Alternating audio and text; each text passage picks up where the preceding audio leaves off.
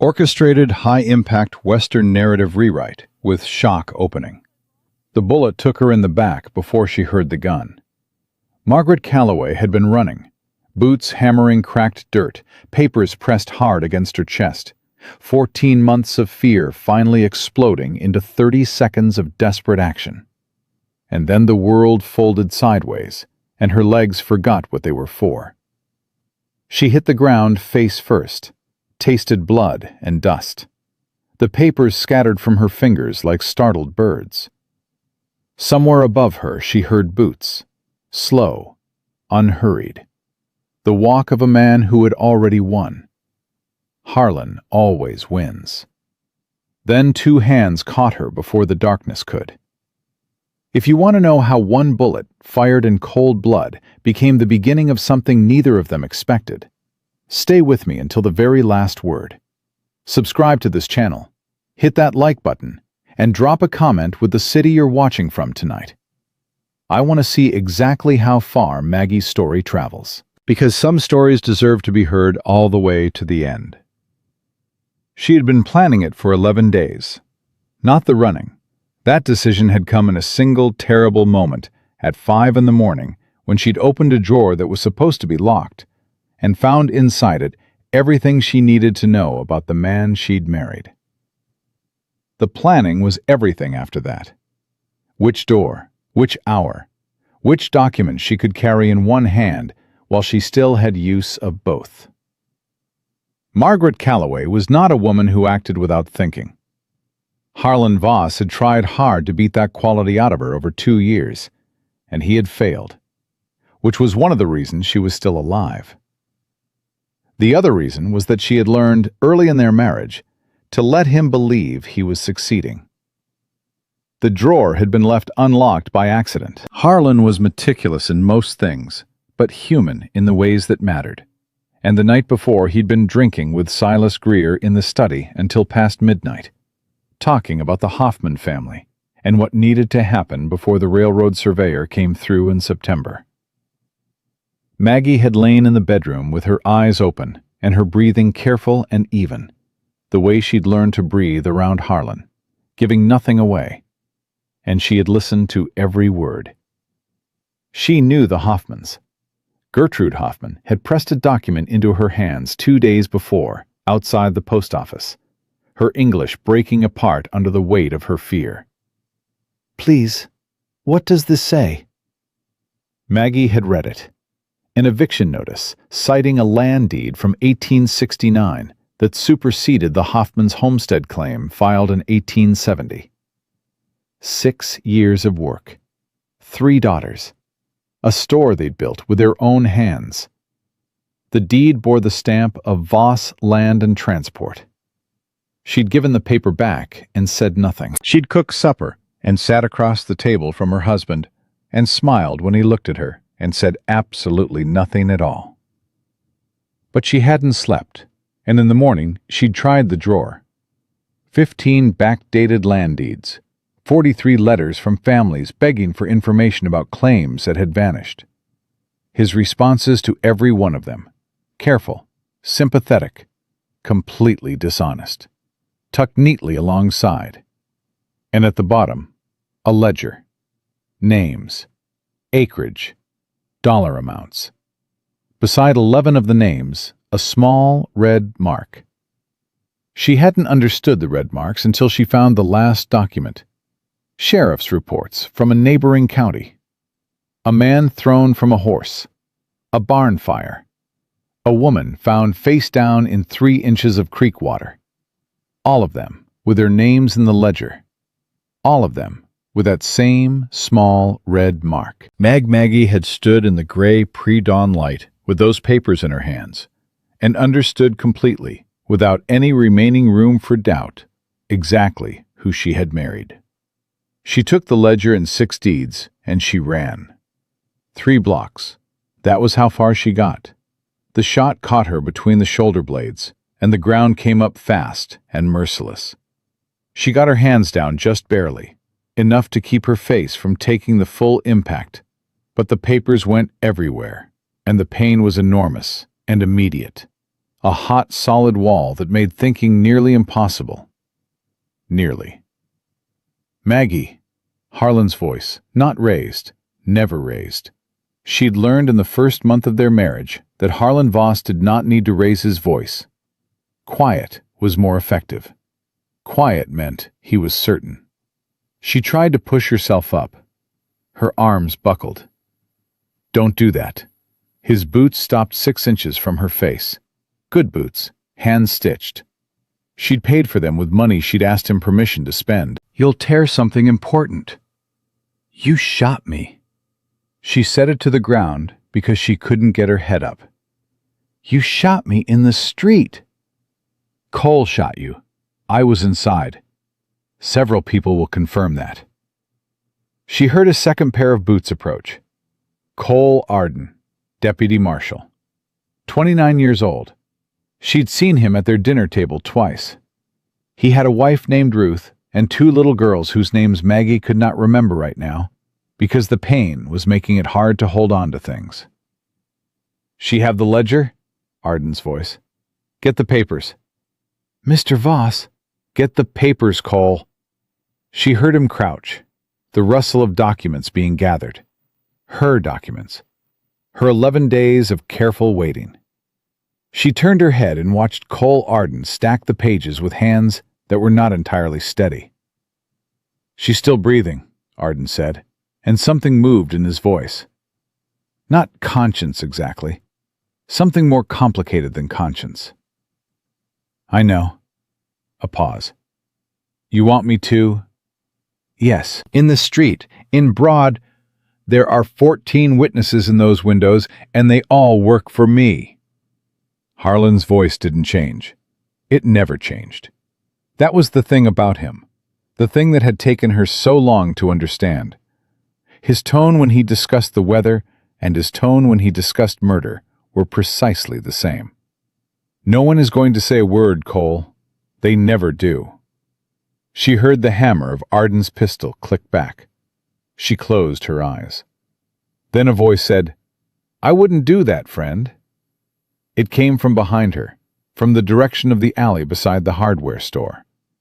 Low, unhurried, carrying the particular quality of a voice that has spent a long time making decisions in the dark and is not afraid of the one in front of it right now. This is private business, Arden said, and his voice had changed, tightened. Don't look like private business to me. Boots on the dry dirt, moving closer without hurrying. Looks like a woman face down in the street and a deputy marshal pointing a gun at her back. That's what it looks like from here. You don't know the situation. I know what I can see. A pause. And I know there are 14 people in those windows you mentioned. Every one of them is watching right now. Another pause, shorter. So are you going to shoot a wounded woman in front of 14 witnesses? Or are you going to make a smarter decision? Silence. The kind that has weight in it. Then Harlan's voice, still even, still unhurried. Do you know who I am? No. Then I suggest, I don't much care who you are. The voice was closer now. She could feel the shadow of him falling across her. What I care about is that this woman is bleeding, and nobody in this entire street has moved to help her except me. A beat. That tells me something about your town, friend, and it tells me something about you. Harlan was quiet for a moment. That was new. Harlan was not usually quiet when people spoke to him. She is my wife, he said. She took property that belongs to me, and she ran. This is a domestic matter. Property. The word came out flat and very cold. You're calling those papers property. I'm calling all of it property. Cole, the voice dropped, addressing Arden directly, ignoring Harlan entirely, which Maggie could have told him was a dangerous thing to do. You're a deputy marshal. You operate under federal authority in this territory. If you pull that trigger right now, there's no version of this where it ends well for you. Not with 14 witnesses. Not with a federal circuit court that doesn't answer to whoever owns the county judge. Arden said nothing. Put the gun down. A very long pause. The gun came down. Maggie heard it, the specific sound of a hammer being carefully uncocked, of metal settling. And she felt something unknot in her chest that had been wound tight for 2 years. Not relief, not yet, but something moving in the direction of it. "You're making a mistake," Harlan said. Still even, still quiet. "A significant one." "I've made them before." The man crouched beside her, and she felt a hand go under her shoulder with surprising gentleness. "Can you hear me?" "Yes." The word cost her something. "I'm going to pick you up. It's going to hurt." "Everything already hurts." "Fair enough." And he lifted her, and the world swung and contracted into a narrow tunnel of pain and dust and the solid warmth of a stranger's arms. And she heard him straighten and face Harlan without putting her down. "This woman needs a doctor." "She needs to come home," Harlan said. "We can settle this quietly." "No." One word. Absolute. "We can't." "Do you know what I can do to you?" "I expect I'll find out." He was already walking. She could feel each step through his chest, even and deliberate, no hesitation. "Cole, look at me." A pause in the walking, just for a second. "I'm going to remember your face. Think about what that means." She heard Arden say nothing. They walked. He didn't run. She noticed that. The decision not to run. The refusal to give Harlan the satisfaction of urgency. The way each step landed like a statement. Behind them, she heard Harlan say, very quietly, to no one in particular, "Find out who he is." Dr. Irene Marsh ran the only medical practice in Dusty Fork from a narrow building wedged between the post office and a shuttered milliner's shop. She was 61 years old, had trained under her father in Pennsylvania, and had come west in 1869 after her husband died and she decided she'd spent enough of her life in rooms that belonged to other people. The townspeople feared and respected her in roughly equal measure, and she had never once asked them to choose between the two.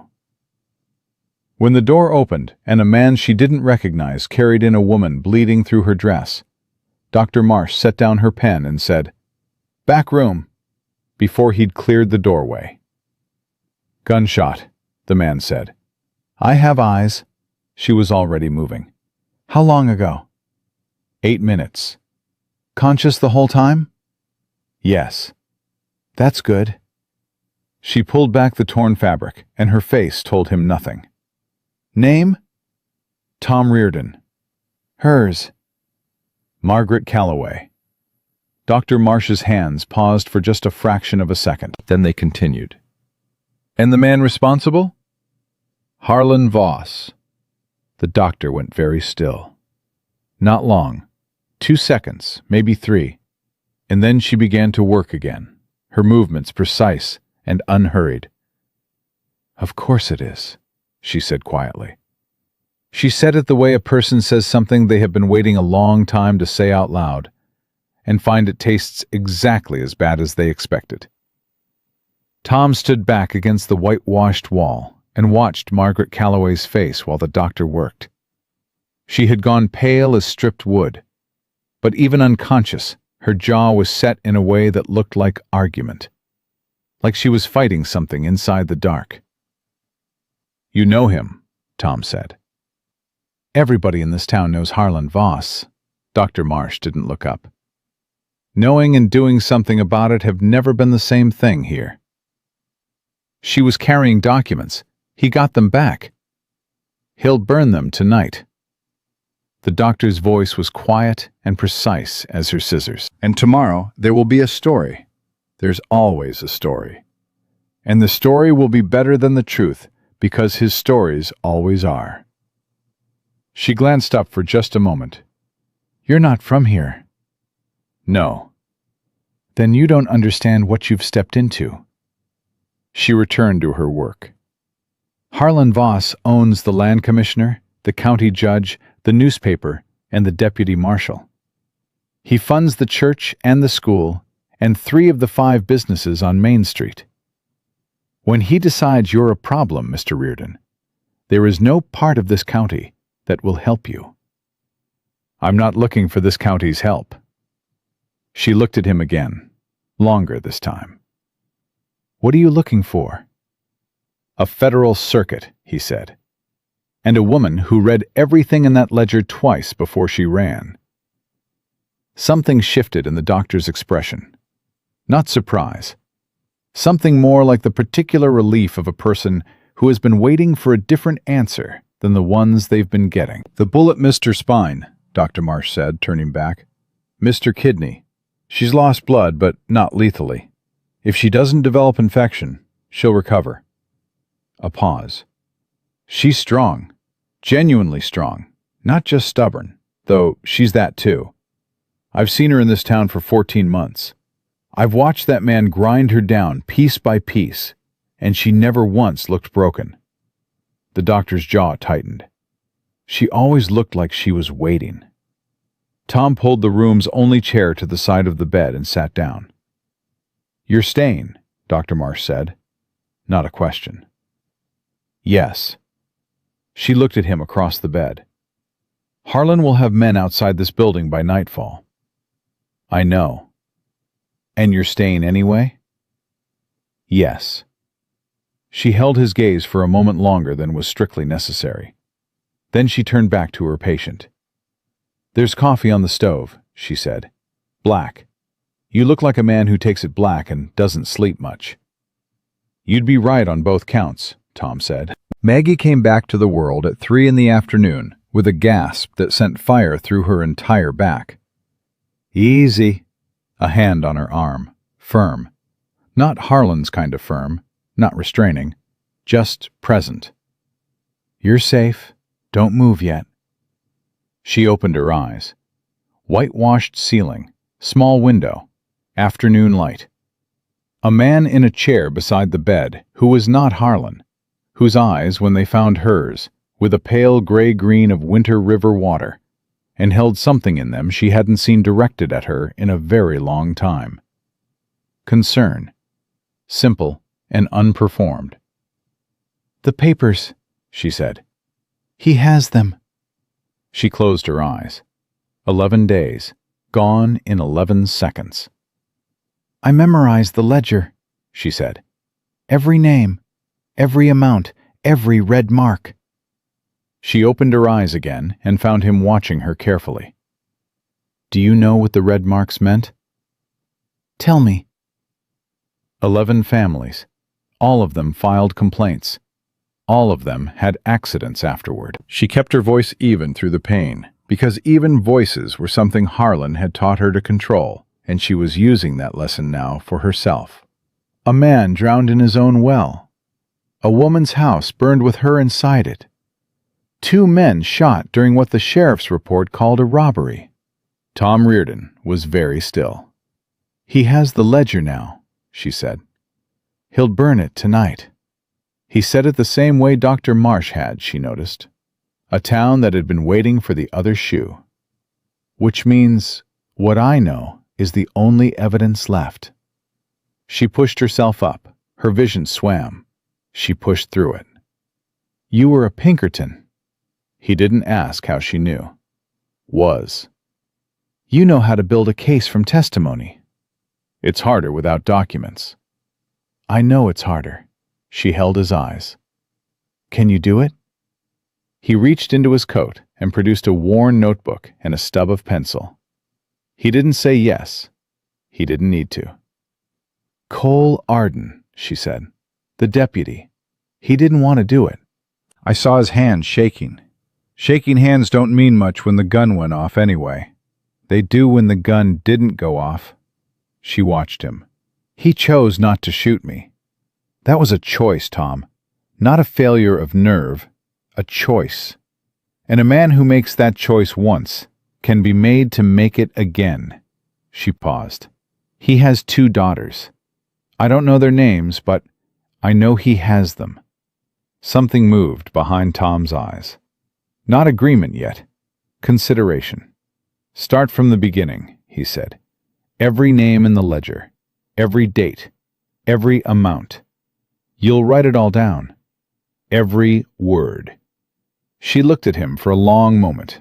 This stranger in a chair by her bed, notebook open, pencil ready, asking no permission and making no promises he hadn't already kept.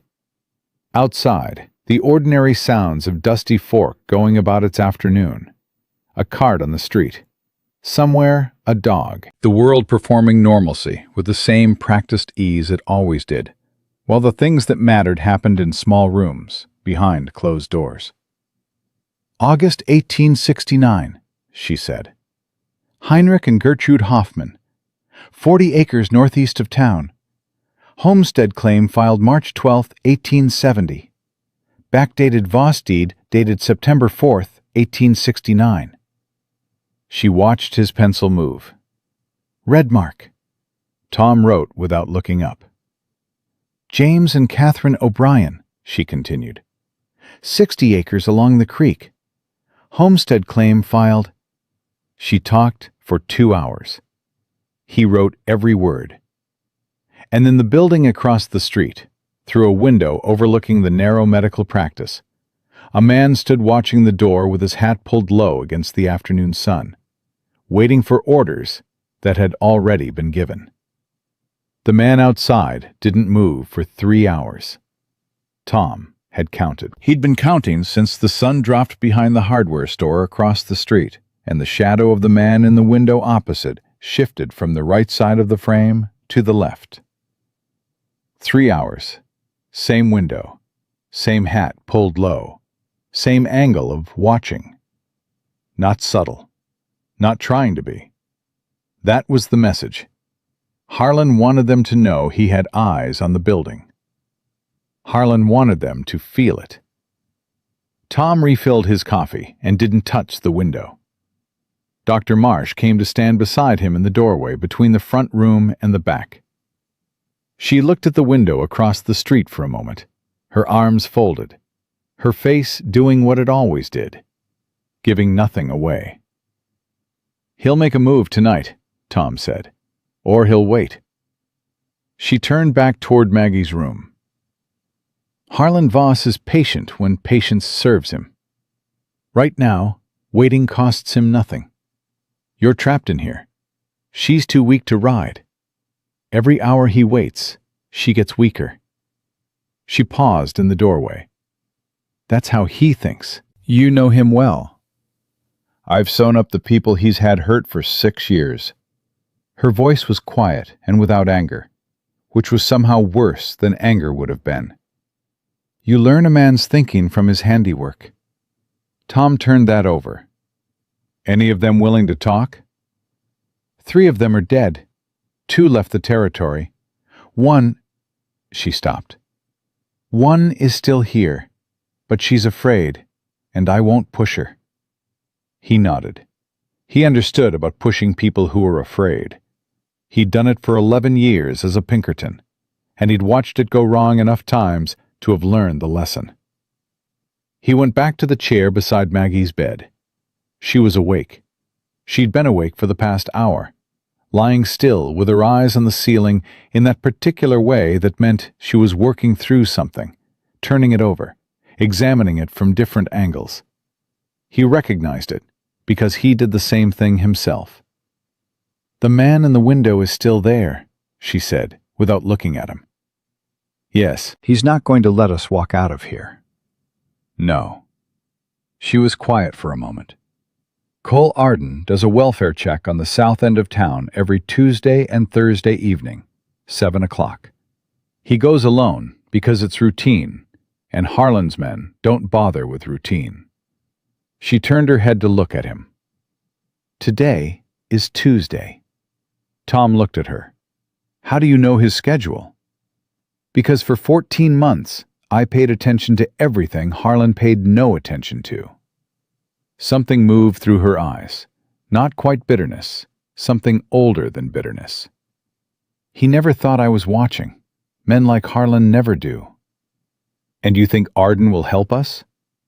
I think Arden is currently standing somewhere in this town, feeling sick about what he almost did this morning.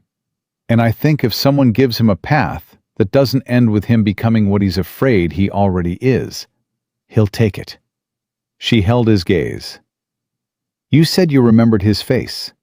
He knows that. A federal Pinkerton who's memorized his face and knows what he almost did. That's not just a threat, Tom. That's leverage. And leverage can be used two ways. He was quiet for a moment. You want me to find him? I want you to find him before Harlan does. She pushed herself up to sitting, slowly, her jaw tightening with the effort she refused to acknowledge in her voice. Because right now Cole Arden is standing at a fork in a road, and whoever gets to him first is going to determine which way he goes. Tom stood. He didn't say she was right, which she would have found condescending. He picked up his hat and his jacket and paused in the doorway. Stay away from the window, he said. I know.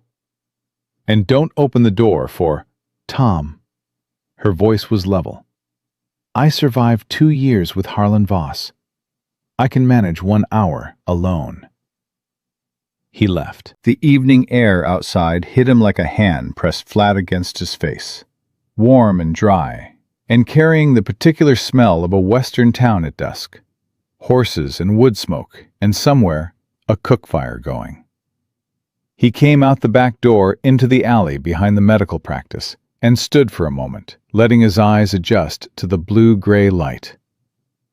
He found Cole Arden at the south end of Birch Street, exactly where Maggie had said he'd be, standing on the porch of a clapboard house with his hat in his hands, talking to an elderly woman who nodded and went back inside. Arden turned and saw Tom standing at the edge of the porch steps and went very still. They looked at each other. Deputy, Tom said. Reardon. Arden's hand moved toward his hip and then stopped. Not a threat. A reflex. Checked. You've got nerve showing up on my patrol? We need to talk. We got nothing to talk about. You almost killed a woman this morning.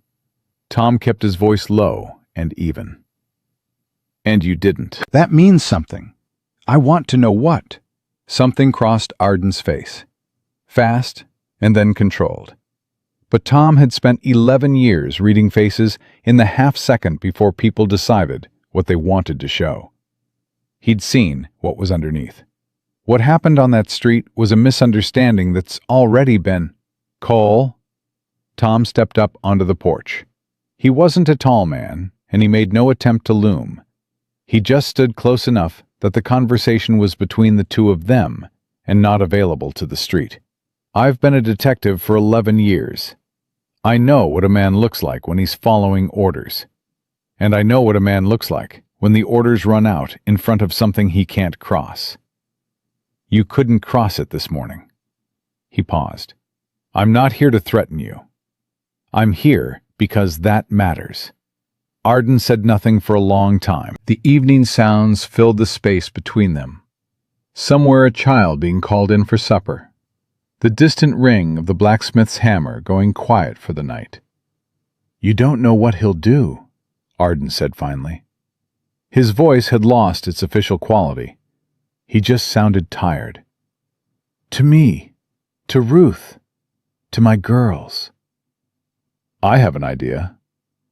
No. Arden shook his head, and the movement was small and defeated and very honest. You don't. You rode in this morning, and you saw one morning. I've lived here for 8 years. I've watched what happens to people who get sideways with Harlan Voss. He looked away toward the dark end of the street. Jim Farley said no to him once. Just once. They found Jim in the creek in October, with a red mark next to his name. Arden's head turned slowly. What did you just say? Margaret Calloway memorized that ledger before she ran. Every name, every amount, every mark. Tom watched the color leave the deputy's face. She spent 2 hours this afternoon reciting it to me while I wrote it down. Every single entry. He let that sit for a moment. Harlan can burn the original. He can't burn what's already in my notebook. Arden's mouth had gone tight. He looked like a man trying to decide whether what he was feeling was relief or the specific new terror of understanding how deep the water was that he'd been swimming in. "How many marks?" he said. 11. Arden turned away. He put both hands on the porch railing and stood there with his back to Tom and his head down.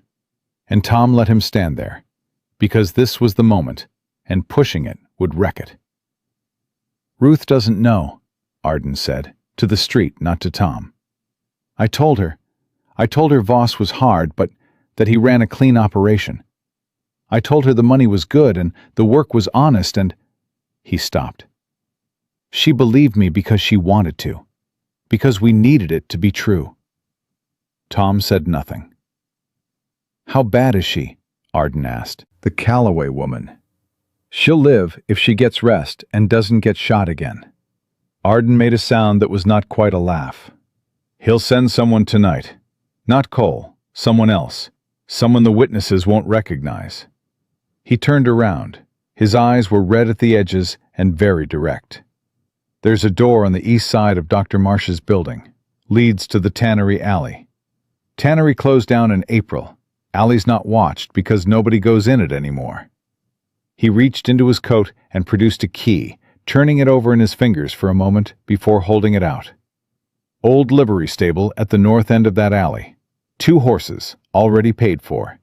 I did it this afternoon." He met Tom's eyes. "After." Tom took the key, held it. "Why?" "Because I have 2 daughters." Arden's voice went flat and raw. "And I keep thinking, what if it was one of them, 10 years from now, running down a street with papers in her hands, and there was a man with a badge standing there, deciding whether to—" He stopped. I couldn't finish it. I can't finish the thought either. "Come with us," Tom said. "I can't. Ruth and the girls. If I run, Harlan will—" "I can't." He shook his head. "But I can give you tonight. After tonight, I don't know what I can do." Tom looked at him for a long moment. A man at a fork in a road, choosing the harder direction, understanding exactly what the choice was going to cost him, and choosing it anyway. Tom had known men like this. He had also known men who seemed like this and weren't. He made his decision. "There's a federal circuit court in Enid," Tom said. "Judge named Arthur Clearwater.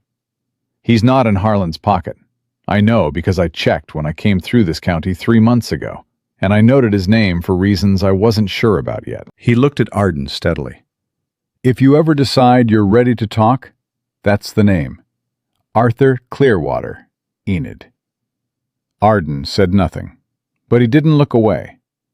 Tom pocketed the key and stepped off the porch and walked back toward the Tannery Alley without looking behind him, because looking behind him would have been an insult to the choice the man had just made. Maggie was sitting up in the bed with Dr. Marsh's lamp on the table beside her when he came back through the east door. She looked at his face and read it the way she read everything, quickly, completely, without asking questions she already knew the answers to. "He gave you something," she said. "Horses, north end of the Tannery Alley." Tom set the key on the table. "And a name in Enid. Federal Circuit Judge." Dr. Marsh stood in the doorway with her arms folded. "When?" "Now, if she can ride." Both of them looked at Maggie. Maggie looked back at them with an expression that Tom was beginning to recognize. The expression of a woman who was going to do what needed doing and had already decided that pain was not a relevant factor in the calculation.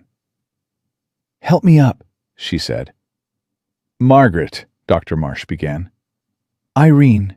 Maggie's voice was quiet, but it had an edge in it that cut clean. If I stay in this bed, I'm dead by morning. If I ride, I might tear a stitch. I'll take those odds. The doctor looked at her for a long moment. Then she went to her cabinet and began pulling things out. Bandages, a small glass bottle, packets of dried herbs folded in paper. She packed them without being asked, her movements brisk and certain. Change the dressing every day, she said to Tom. If the wound goes hot or the skin around it goes red, stop and find a doctor, regardless of where you are. If she develops fever— I know what to do, Tom said. I know you do. I'm telling you anyway. Doctor. Marsh tied the bundle closed and pressed it into his hands. And then she straightened and looked at Maggie with an expression that had something complicated and private in it. The look of a woman who has watched something from a distance for a long time and is only now allowed to say so. You were never going to let him win. I could see that in you from the first month you were in this town. Maggie held her gaze. You never said anything. No. The doctor didn't apologize for it. She just let it stand, honest and uncovered.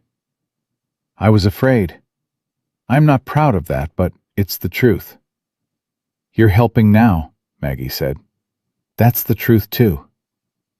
They looked at each other a moment longer, and then Maggie turned and put her feet on the floor, and Tom was there before she asked, his arm steady and impersonal, letting her take her own weight before he offered any of his. She noticed that.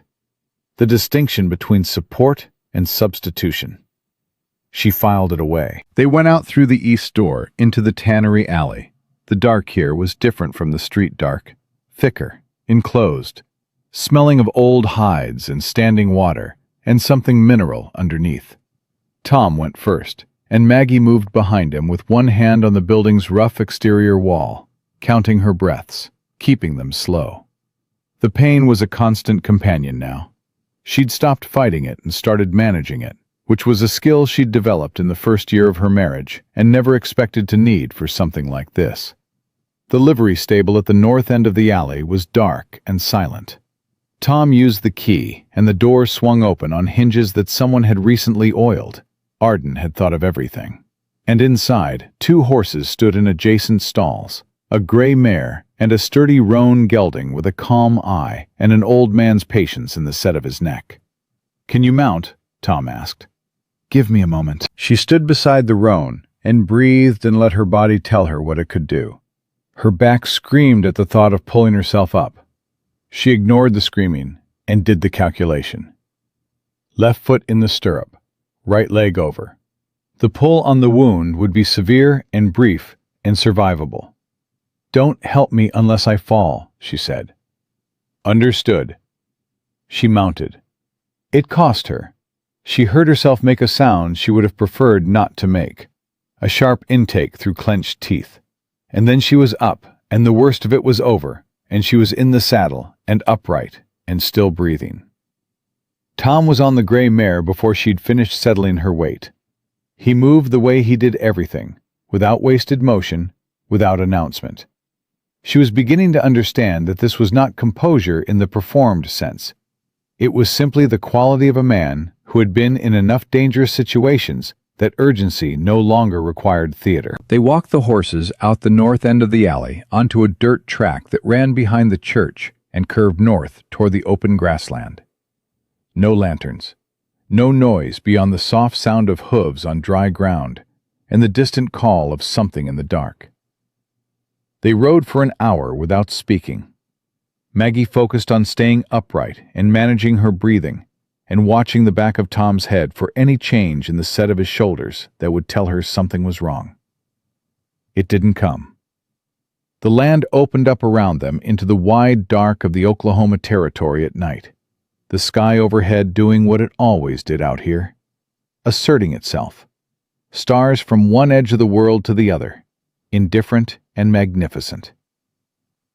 "Where are we going?" she asked, finally. "There's a homestead about 4 hours north. Family named Brewster. I stopped there 3 months ago. They're good people, and they're not in Voss's ledger, which means he hasn't had cause to trouble them yet. He glanced at her, a brief assessment. You need to rest, properly rest, not 3 hours in a doctor's chair. We don't have time, Margaret. He said her name the way a person says a word they've decided to say carefully. Not soft exactly, deliberate. I spent 11 years telling people that the job required pushing through until the job was done. I was right every time, and wrong about what it cost. He kept his eyes on the dark ahead of them. You tore something getting into that saddle. I heard it. If you don't stop and let it close, you'll lose the use of your right side, and then we lose everything.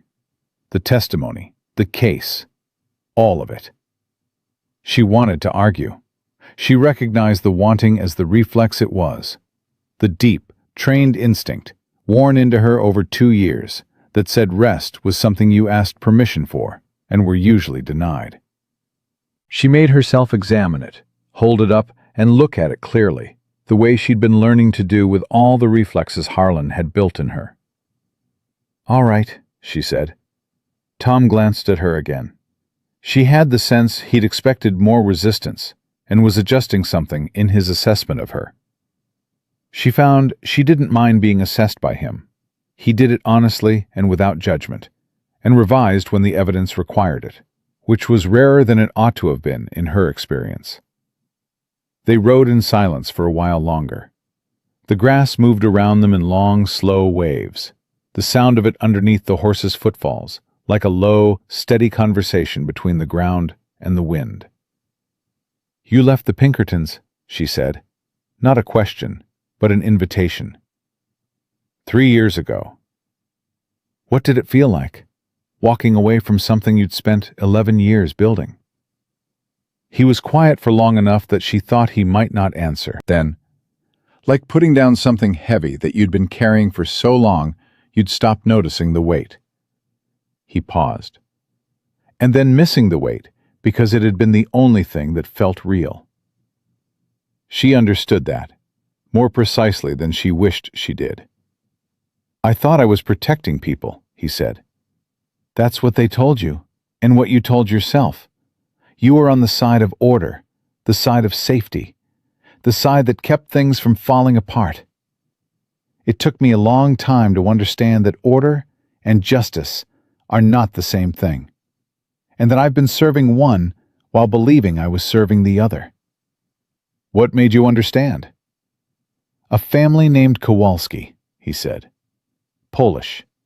Father, mother, 4 sons. They've filed on 80 acres in Missouri and worked it for 7 years. My employer wanted the land for a rail expansion. I was sent to find something irregular in their claim. He kept his voice flat, but she could hear what was under the flatness. Not the old sharp pain of something recent, but the dull, permanent ache of something lived with. There was nothing irregular. They'd done everything right, every document perfect. So my supervisor suggested that perhaps I hadn't looked carefully enough. And you refused. I refused. And then I resigned. And then I rode west and bought 40 acres in Oklahoma, and spent 3 years telling myself I'd done the right thing. He looked at the sky.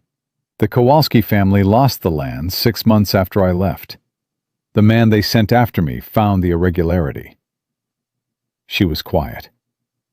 I keep a letter, he said, from the older son. He tracked down my forwarding address somehow. It came 3 years ago, and I've read it maybe 100 times. He didn't say what was in it. He didn't need to.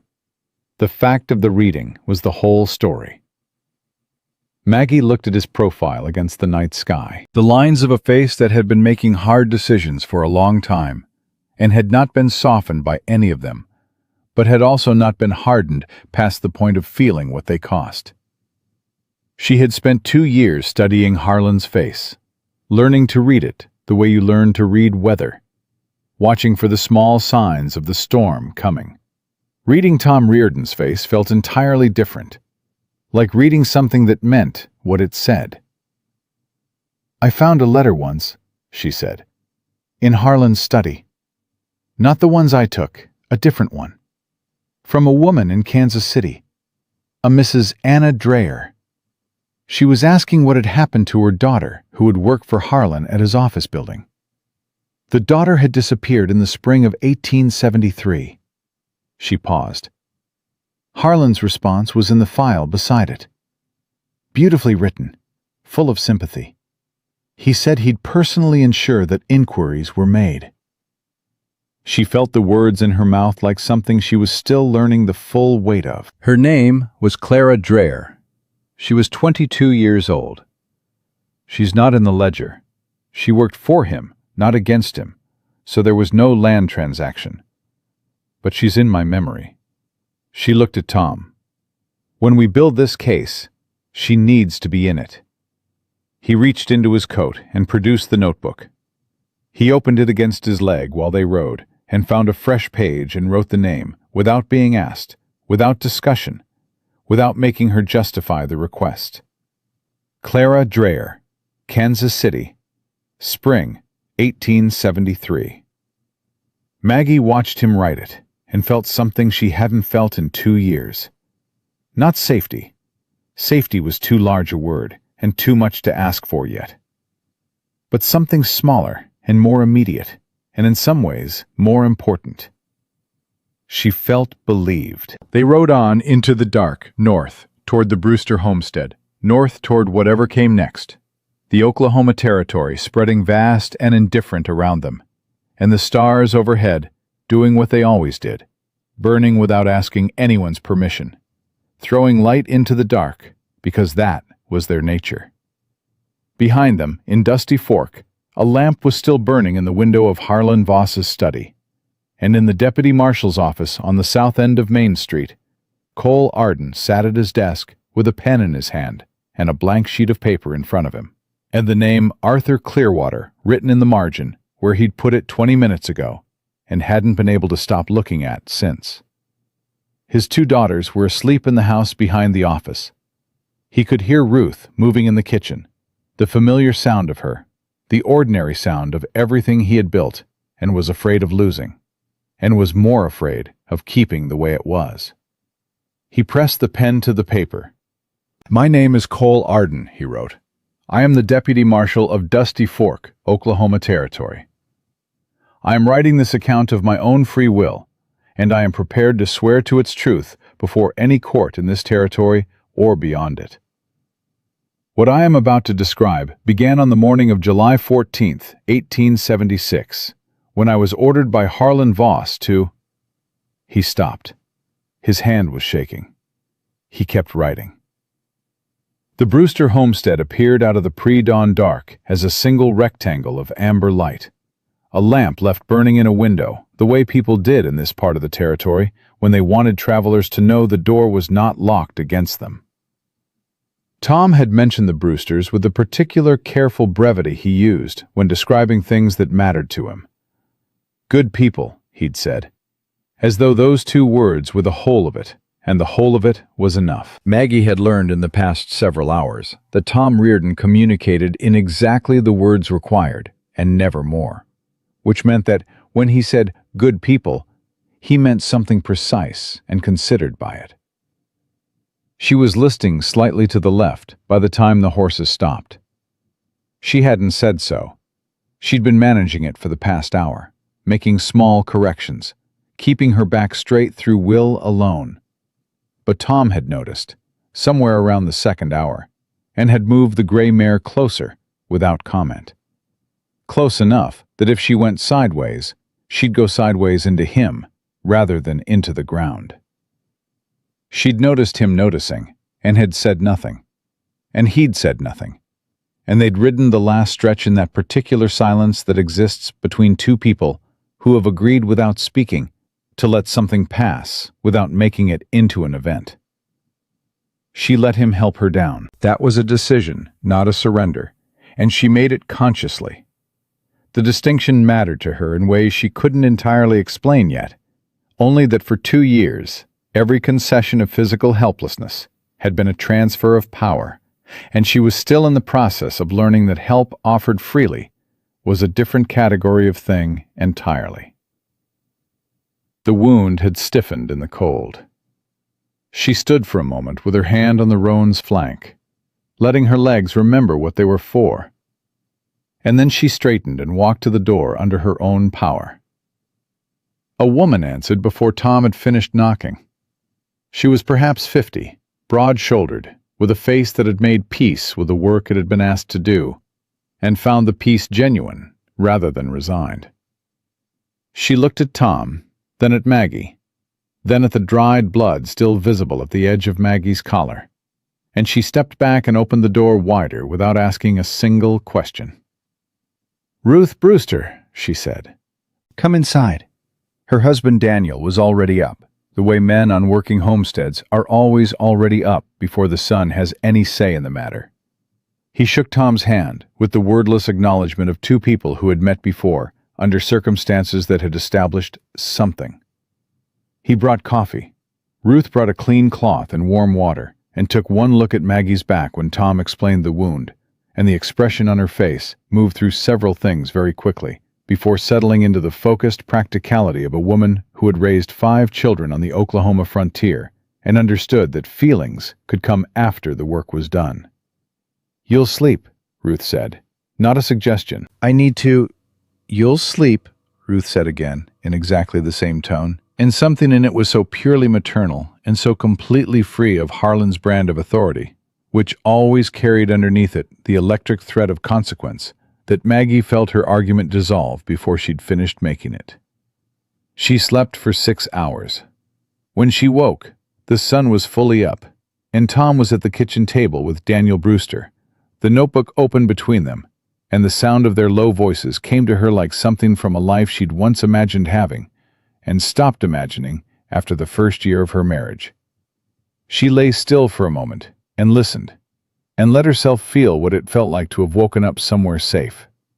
She catalogued it carefully, the way she catalogued everything, because she understood that it might not last, and she wanted to have it fully before it changed. Then she got up, because there was work to do. Ruth had left a dress folded on the chair beside the bed, clean, plain, slightly too large, but blessedly not the blood-stiffened ruin of the one Maggie had been wearing. She changed slowly, working around the fresh bandaging Ruth had applied in the night, and came out into the kitchen and accepted the coffee Daniel slid toward her without being asked. Tom looked at her across the table. The assessment again. Quick, honest, revised upward. "How's the pain?" "Manageable." She sat down and looked at the notebook. Several new pages had been filled in a hand she didn't recognize. "What is this?" "Daniel knows 4 of the families in the ledger," Tom said. "The Hoffmans, the O'Briens, a family named Szymanski who left the territory last spring, and a man named Edgar Pruitt, who's still on his land because Harlan hasn't moved against him yet." He paused. "Pruitt has documents, his own copies of the original homestead filings, kept separately, because he's the kind of man who keeps everything separately." Maggie looked at Daniel Brewster. "Will he talk?" Daniel wrapped both hands around his coffee cup and looked at the table for a moment. He was a deliberate man, she could see that. The kind of deliberateness that comes not from slowness, but from having learned that words said in haste had a way of becoming permanent. "Edgar's scared," he said. "He's been scared since Jim Farley turned up in the creek. But he's also angry. And in my experience, scared and angry together is what courage actually is, most of the time." He looked up. If the right person asked him the right way, I believe he'd talk. "I'll go," Maggie said. Tom looked at her. "Not today," she said, before he could. "Tomorrow, after one more night of rest, which I am agreeing to because I understand the practical argument and not because I need to be managed." She met his gaze directly. "Tomorrow, you and I ride to Edgar Pruitt's land. We add his documents to the testimony, and then we ride for Enid." Daniel nodded slowly. "Pruitt's place is 2 hours east. I can draw you a map." "I know the way," Tom said. Ruth came in from outside with eggs in her apron, and the particular expression of a woman who has been listening through a wall, and has opinions she is deciding whether to share. She set the eggs on the counter and then turned and shared them. Harlan Voss had a man come through here in March, she said. Asking questions about land values, he said. Very polite, very well dressed. She looked at Maggie with eyes that were direct and entirely unafraid. I've been watching what he does to people in this county for 4 years. I told Daniel last spring that someone was going to have to stand up before there was nobody left standing. She turned back to the stove. Breakfast first, then you can save the territory. The smile that crossed Tom's face was brief and involuntary, and completely unguarded, and Maggie found it unexpectedly difficult to look away from. They spent the day at the Brewster table. Tom wrote and Maggie talked, and then Maggie wrote and Tom filled in the gaps from his own Pinkerton years. The procedural knowledge of how federal cases were built, what evidence held weight in circuit court, which kinds of testimony were challenged and which were not. Daniel added what he knew. Ruth added what she'd seen. By afternoon, the notebook had grown from a record of names and dates into something that looked increasingly like the skeleton of a case. It was during this work, sometime in the middle of the afternoon, that Maggie looked up from the page she was annotating and found Tom watching her with an expression she didn't immediately have a name for. Not the assessment. She'd cataloged that. Something less analytical. Something that looked slightly uncomfortable with itself. The way people look when they're having a feeling they hadn't planned on having. She looked back down at the page. What? Nothing. A pause. You think like a lawyer. I think like a woman who had nothing to do for 2 years but pay attention. She kept her eyes on the notebook. Harlan never talked business in front of me. He thought I wasn't interested. I was interested in everything. All of it is going to matter in Enid. I know. She looked up then. Tom, when we get to Enid, when we sit down in front of this judge, they're going to take one look at me and see a runaway wife with a grievance. That's what Harlan will have told them. That's what his lawyers will argue. She held his gaze steadily. I need you to understand that going in, because if you're expecting the court to simply believe me on the basis of the testimony, I'm not expecting that. The documents from Pruitt will help. But you're right that it won't be enough on its own. He turned the notebook over in his hands. Clearwater is a good judge, but good judges still operate within a system, and the system has been set up to be skeptical of women with grievances against powerful men. That's not an opinion, it's a procedural fact. He was quiet for a moment. What we need is a witness who has no grievance, someone who stands to gain nothing from Voss's downfall, someone whose credibility is above the kind of attack his lawyers will mount. Maggie thought about this. Cole Arden. If his letter reaches Clearwater, if he doesn't lose his nerve. He won't. She said it with a certainty that surprised even herself. Tom raised an eyebrow fractionally, and she explained. He arranged the horses before you found him, before he knew what you were going to say. He'd already made his choice. He was just waiting for someone to tell him there was somewhere for that choice to go. She paused. I've spent 2 years reading men who were deciding whether their fear was stronger than their conscience. Cole Arden's conscience is stronger. I'm sure of it. Tom looked at her. How do you do that? Do what? Read people, that quickly, that accurately. She was quiet for a moment, because the honest answer was not a comfortable one. When the person you live with is dangerous, she said finally, and the only protection you have is understanding exactly what they're going to do before they do it. You get very good at reading people. Very quickly. She turned a page in the notebook. It cost me a great deal to develop that skill. I intend to use it for something worth the cost. Tom said nothing for a moment.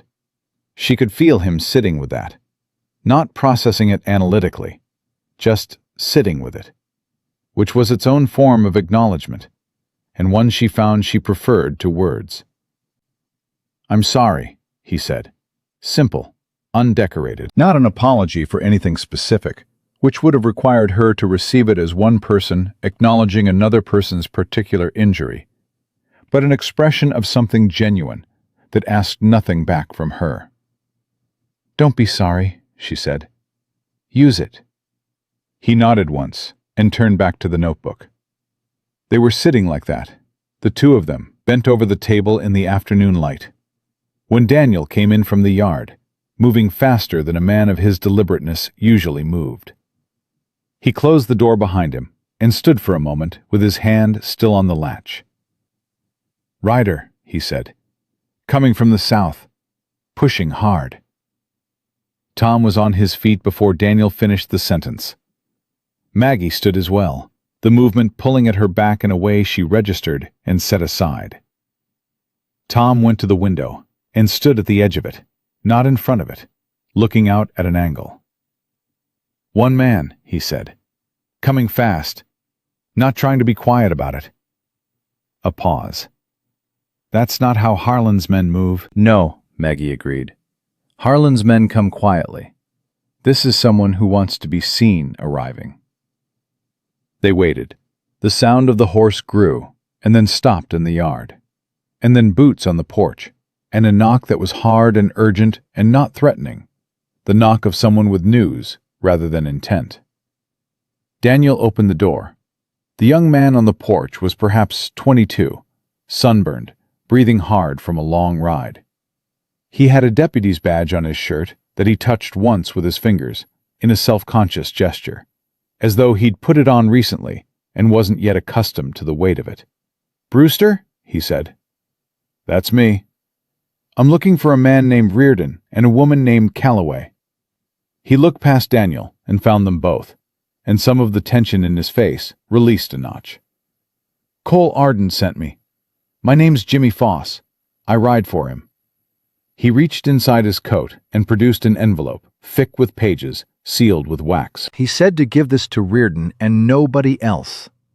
He said to tell you—" He stopped and appeared to be recalling exact words with the careful effort of someone who'd been asked to get them right. "He said to tell you the water's higher than I thought it was, and I've been swimming in it for 3 years, and it's time to put my feet on the ground." Tom took the envelope. He held it for a moment without opening it. "Is he safe?" Maggie asked. Jimmy Foss looked at her. "For now. He went to his sister's place in Garfield County this morning with Ruth and the girls. Told the mayor he had a family emergency." A pause. "Mr. Voss sent 2 men to the marshal's office this morning at 7. When they found it empty, there was some discussion about what that might mean." Another pause. "They went to Dr. Marsh's building next." Tom's jaw tightened. "Irene." "She's all right. She told them she'd treated a woman briefly for a minor wound, and the woman had left in the company of a man she didn't know the name of. Then she asked them, very politely, whether they had a medical concern she could assist with, or whether they'd like to leave her building. Something that might have been admiration moved through the young man's face. They left. Maggie felt a breath go out of her that she'd been holding since the previous evening. Tom opened the envelope.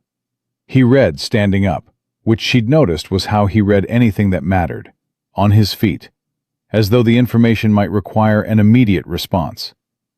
His expression moved through several things as his eyes went down the pages, none of them large, all of them visible to her. "How many pages?" she asked. 11. He looked up. "It's a complete account. The first payment Harlan made to him, every instruction he received, every incident he was told to overlook or assist with." He looked back down. "He's named 4 other men on Harlan's payroll, including the land commissioner and one of the county commissioners." A pause. "And he's included the names of 2 men he believes were responsible for James Farley's death, with descriptions and the last known locations of both." Daniel Brewster sat down heavily in his chair. Ruth, standing in the kitchen doorway, pressed one hand flat against the wall beside her, as though she needed something solid to push against.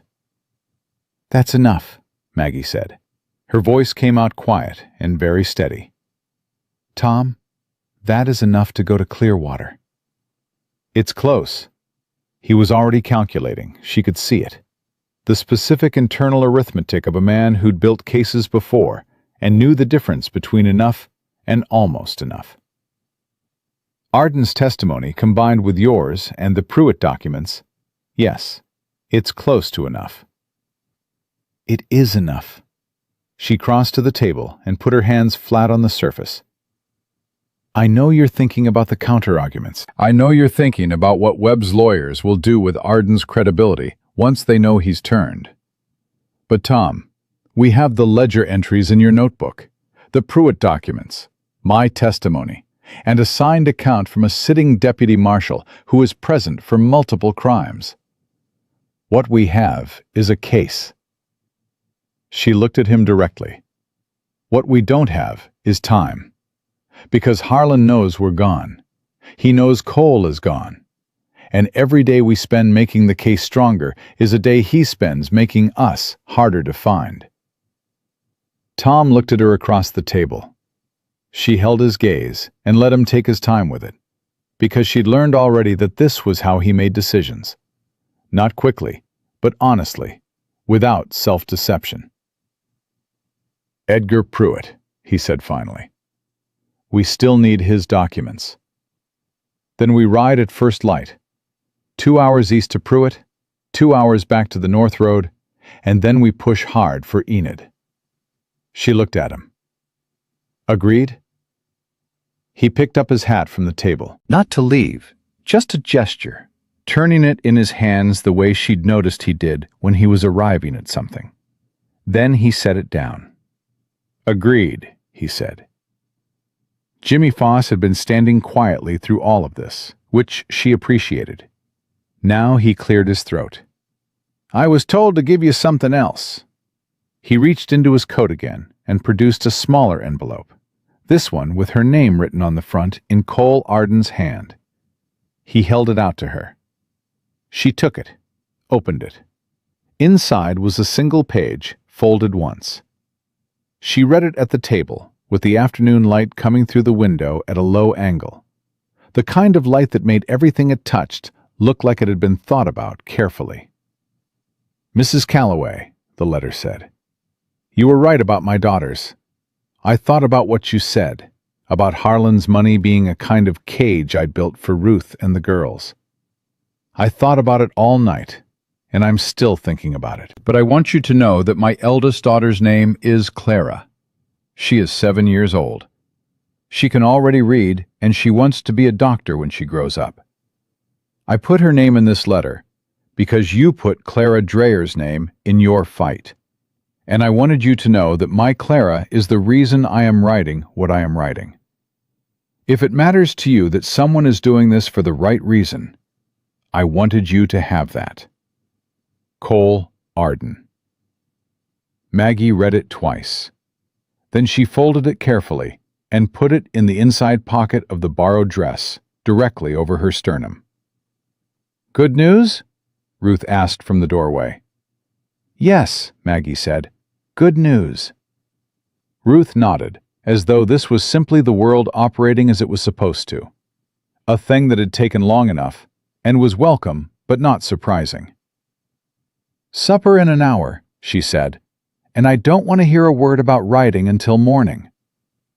Nobody argued with her. The evening came down over the Brewster homestead in layers of pink, and then orange, and then the deep blue that preceded full dark out here. And Tom took the first watch on the porch, while Daniel sat with a rifle across his knees and told Tom, in the low, unhurried way he told most things, about the morning 3 years ago, when Harlan Voss's man had ridden out to offer him $300 for his homestead. What did you say? Tom asked. I told him the land wasn't for sale, Daniel said. And he left it at that? He left it at that. Daniel was quiet for a moment. I've wondered since then why he left it at that. Why Harlan didn't put a red mark next to my name. He turned the rifle over slowly in his hands. Ruth thinks it's because we're not immigrants, because we don't have a language barrier, because making us disappear would draw attention he didn't want. He paused. She's probably right. She usually is. And that didn't bother you? Knowing that your safety was based on the same calculation he used to decide who else wasn't safe? Daniel looked at him. It bothers me every day, he said. That's why you're sitting on my porch. Inside, through the thin walls, Maggie was talking with Ruth. Tom could hear their voices. Not the words, just the cadence. The particular rhythm of two women finding the shape of each other's thinking. The kind of conversation that moved faster than it appeared to from the outside, because both parties were doing most of the work silently. He sat on the porch and kept watch, and listened to the dark, which out here had its own set of languages. The sound of wind and grass, the call of something far off, the specific silence that meant nothing was coming, versus the specific silence that meant something was. Nothing was coming tonight. He was fairly sure of that. Harlan's men would be searching south and west of Dusty Fork, along the roads a fleeing woman would logically take. They wouldn't think north. Not yet. But tomorrow would be different. He reached into his coat and took out the notebook and opened it to the last page he'd written. He read down the list of names, all 15 families, all the dates, all the amounts. He read Cole Arden's envelope again, the 11 pages of careful accounting that represented 3 years of a man living in the wrong life, finally deciding to describe it accurately. Then he turned to a fresh page and wrote at the top of it, "What we still need." He wrote 3 things. Then he crossed out 2 of them because they were things he wanted rather than things they required. He looked at the one that was left. Get her to Enid alive. He closed the notebook. Inside, Ruth said something that made Maggie laugh. A real laugh. Not the careful social performance of a laugh, but the involuntary kind, sudden and a little surprised at itself. Tom listened to the sound of it. This woman who had been shot in the back 36 hours ago, laughing in a stranger's kitchen, and understood that it was the most important piece of evidence he'd encountered since the whole thing started. She was going to be all right. Not because he would make her all right. He was already clear-eyed enough about her to understand that she did not require or want that kind of making. But because whatever Harlan Voss had spent 2 years trying to extinguish in her had not gone out. It had gone underground, the way fire does in dry country, burning beneath the surface, invisible and patient and waiting for air. She'd found the air. He just had to get her to Enid. The moon came up over the eastern horizon, full and very bright, throwing long shadows across the yard. Somewhere to the south, in a well-lit study in Dusty Fork, Harlan Voss was sitting at his desk making his own calculations. Tom had no doubt about that. He had been in enough rooms with men like Harlan, men who treated consequences as logistical problems rather than moral ones, to know that by now Harlan had already moved past anger into strategy. That was what made him dangerous. Not the rage, which men like that rarely showed. The strategy. The patience. The absolute conviction that every problem had a solution, if you were willing to pay for it. But strategies had gaps, and Harlan Voss, for all his careful accounting, had made one fundamental error in his calculations. He had underestimated the woman he'd married. Tom was beginning to understand that this was not a small error. It was the kind of error that brought empires down. He kept watch until Daniel relieved him at midnight, and then he went inside and slept the clean, dreamless sleep of a man who had, for the first time in 3 years, exactly the right amount of work to do. They rode out before the sun had fully committed to rising, in that particular gray hour when the world looked like a pencil sketch of itself, and sound carried farther than it had any right to. Ruth had packed food without being asked. Biscuits wrapped in cloth, dried beef, a small jar of something that turned out to be apple preserves, and pressed it into Maggie's hands at the door, with the expression of a woman who understood that feeding people was one of the few forms of love that required no explanation and left no room for argument. Daniel stood on the porch with his rifle and watched them ride east until the gray swallowed them up. Maggie's back had stiffened again in the night, the way wounds did when the body finally stopped moving and had a chance to register its full opinion of recent events. She managed it the same way she'd managed the night ride. Breathing, posture, the deliberate direction of attention away from the pain and toward what needed doing. Tom rode close but not crowding, which she had come to understand was his particular form of consideration. He paid attention without performing it. They'd been riding for 40 minutes when he said, without preamble, "Tell me about Pruitt." "I don't know him personally. He came to the house once, maybe 8 months ago, to talk to Harlan about water rights along the eastern fence line. Harlan was cordial to his face." She kept her eyes on the trail ahead.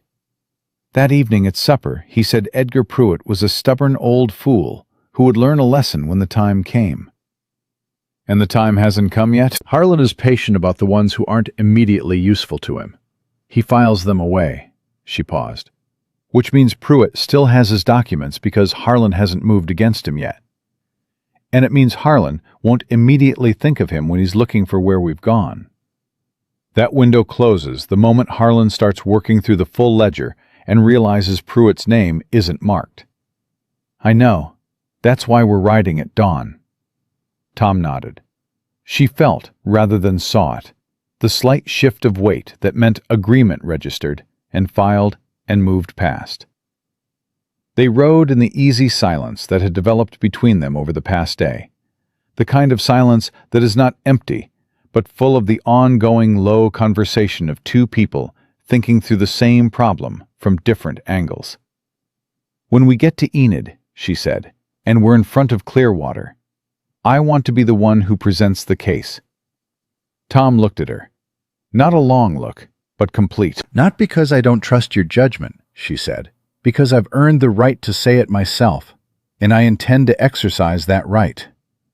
She met his gaze briefly before returning to the trail.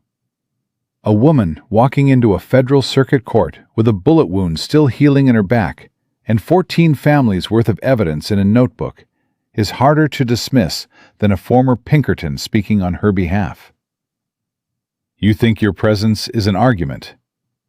"I think my presence is evidence." She kept her voice level. "I am the physical record of what Harlan Voss does when someone threatens his interests. Every person in that courtroom is going to understand that the moment I walk through the door. My job is to make sure they understand it clearly and completely before his lawyers have a chance to rewrite what they're seeing." Tom was quiet for a moment. "Clearwater will let you speak. He's that kind of judge." Another pause. "Harrison Webb is the kind of lawyer who will try to make the jury see your testimony as motive rather than evidence. He'll argue you're not a witness, you're a party with a grievance. And you'll argue back. I'll present the corroborating documentation. But you're right that your testimony carries something the documents can't." He turned it over. "We need to prepare you for what Webb will do on cross-examination." "I know what he'll do." She said it simply, without bitterness. "He'll do what Harlan always did. He'll try to make me doubt what I know.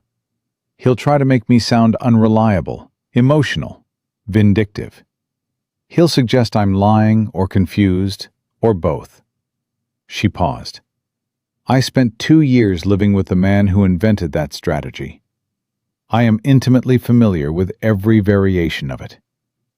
Tom said nothing for a moment. When he spoke, his voice had a different quality, quieter and more careful. "You're not afraid of the courtroom." "I'm terrified of the courtroom," she corrected him without heat. "But terror and action are not mutually exclusive. You told me that already, I believe."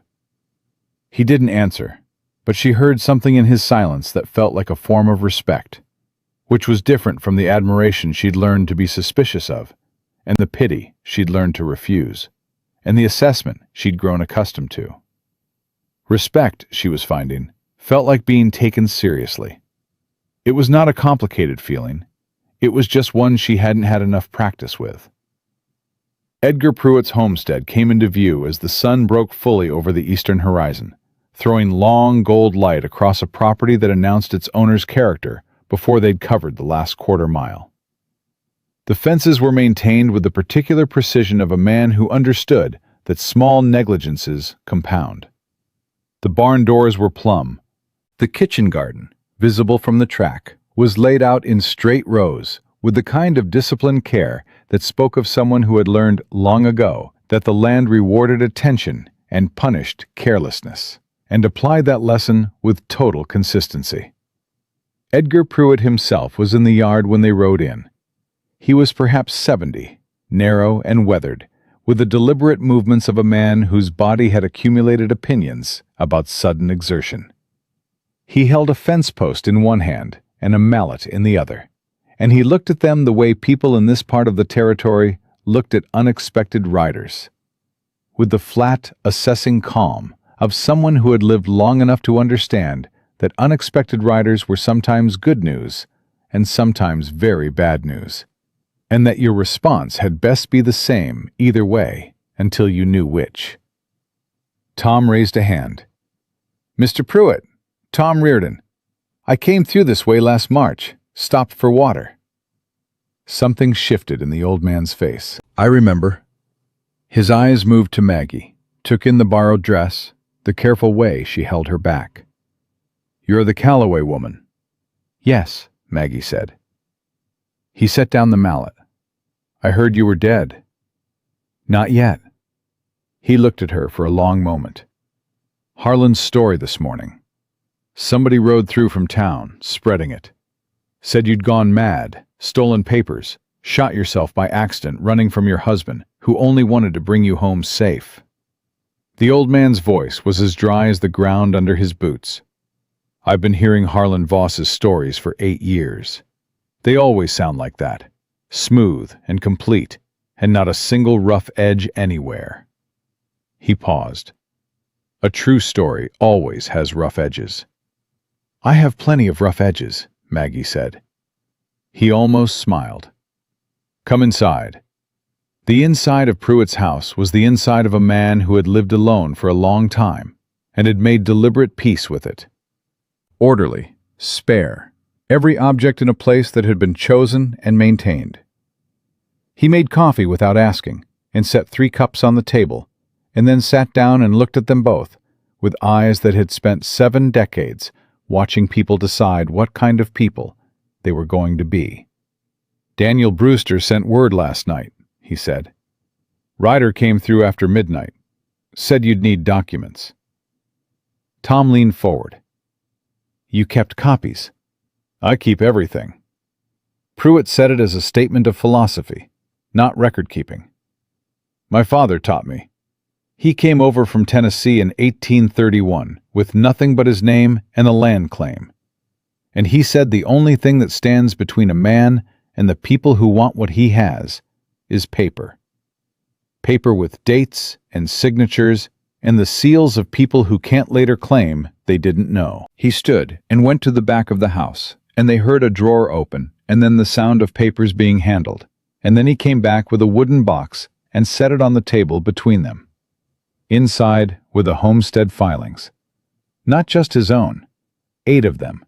8 families, all dated, all bearing territorial seals, all predating the Voss land deeds by months or years. Maggie picked up the O'Brien filing with hands that were steady by an act of pure will. James and Catherine O'Brien. Homestead claim filed April 3, 1870. Harlan's backdated deed claimed September of 1869. The difference was 7 months. 7 months of fraudulent history manufactured to dispossess a family that had worked their land for 6 years. "How did you get these?" Tom asked. Some of them gave them to me for safekeeping when Harlan started moving against them. Some of them I kept when they left. They didn't want the papers anymore. Said what was the use? Said you can't fight a man who owns the judge. Pruitt looked at the box. I told myself I was keeping them because the right time would come. I told myself that for 4 years. He looked up. I am not proud that it took someone getting shot in the street for me to believe the time was here. You're here now, Maggie said. The same thing she'd said to Irene Marsh. She meant it the same way. Not as absolution, but as a fact. And facts had weight. What do you need from me? Pruitt asked. Your testimony, Tom said. In writing, sworn, and then in person if the circuit court requires it. Your account of when you received each of these documents, from whom, and the circumstances under which each family lost their land. He paused. And your own account of Harlan Voss's attempt to purchase your homestead. Pruitt was quiet. If I testify in Enid, Harlan will know. He'll likely know before we reach Enid, Tom said. There's no version of this where your name doesn't come up. I won't pretend otherwise. The old man looked at his hands on the table. They were hands that had done 70 years of work, and they held very still now, in the way that hands hold still when the person attached to them is making a decision that can't be unmade. My wife is buried on this land, he said, back corner of the east pasture, under a cottonwood. We planted it together the first spring we were here, 1859. It was just a twig. He looked up. I am 71 years old, Mr. Reardon. Whatever Harlan Voss can do to me, my wife is already in the ground, and I intend to be in the ground beside her, and the question is, what I do in between. He reached out and put one hand flat on the wooden box. Give me paper and a pen. Tom produced the notebook. Pruitt looked at it, and then produced his own, larger, with stiff covers, the kind a man kept for important things, and began to write in a hand that was slow but very clear, the handwriting of someone who had understood from early in his life that how you wrote something was part of what you were saying. Maggie sat across the table and watched him write, and felt something she was still learning to recognize in herself. The particular feeling of a thing that has been in motion for a long time finally reaching its proper speed. Not fast, not easy, but right, moving in the direction it was always supposed to move. Tom was at the window. She noticed it before she consciously registered what she was noticing. The change in his posture, the incremental tightening across his shoulders that she had learned in the past 48 hours, meant his attention had shifted from inside the room to outside it. She watched him for a moment, the way she'd learned to watch for weather. How many? She said quietly. Pruitt looked up from his writing. 2 riders, Tom said, still at the window, coming from the south, moving fast but not desperate, like men who found the right direction and are confident about it. He paused. One of them is big, broad across the shoulders, rides like he's done it professionally. Harlan's men moved in pairs. She'd known that from the study. She'd seen the expense ledger once, a different drawer, and noted the names listed under the line item Harlan euphemistically called security consultation. 2 names in rotation, always together. One very large. Pruitt, she said, is there another way out of this property? North fence gate, he said. He was already standing, the pen still in his hand, his face utterly calm. Takes you to the creek trail, follows the water north for 2 miles, and then opens onto the main road above the Garfield County line. Garfield County, Tom said. Different jurisdiction, Maggie said. Harlan's land commissioner has no authority above the county line. Tom turned from the window. How much does he still need to write? Pruitt looked at the page. Another 10 minutes. You have 5, Tom said. Write the most important part first. Pruitt sat down and wrote faster. The handwriting didn't change quality, which told her something about the man. Under pressure, his standards held. She found she trusted him completely, which was not something she'd expected to feel this morning about a 71-year-old stranger in a farmhouse in eastern Oklahoma. She went to the window and stood where Tom had been standing. The two riders were closer now, close enough to see that the big one had something deliberate about the way he moved, the specific economy of a man who had learned to conserve energy for the moment it would be needed most. She recognized the type. Harlan employed a certain kind of man, not impulsive, not cruel for its own sake, simply professional about the work in the way that made the work more frightening, not less. "They'll have been told we have documents," she said. "That's the objective. Not me, not you. The documents." "I know." "Which means if they catch us without the documents, they still catch us," Tom said. "Harlan doesn't leave that loose." He looked at the box on the table. "Pruitt, do you have somewhere on this property these can be hidden that Harlan's men won't think to look?" Pruitt didn't look up from his writing. "My wife's grave," he said. "There's a metal box buried at the foot of the cottonwood. Has been for 4 years. Everything important goes in there." He continued writing. "I'll get them out when this is over." "We need the originals for Clearwater."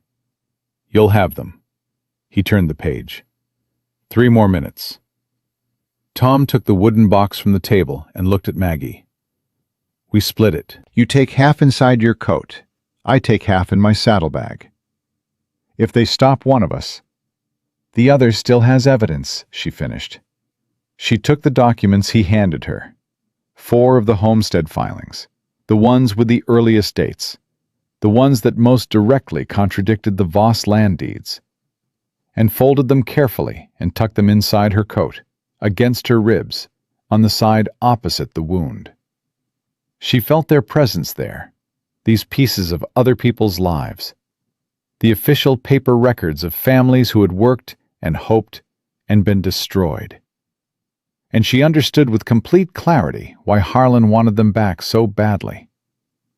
Paper could be burned, but paper that had been seen and read and memorized and testified to under oath, that was a different kind of permanence. Harlan had spent years understanding that. He'd just never had to contend with a woman who understood it too. "Done," Pruitt said.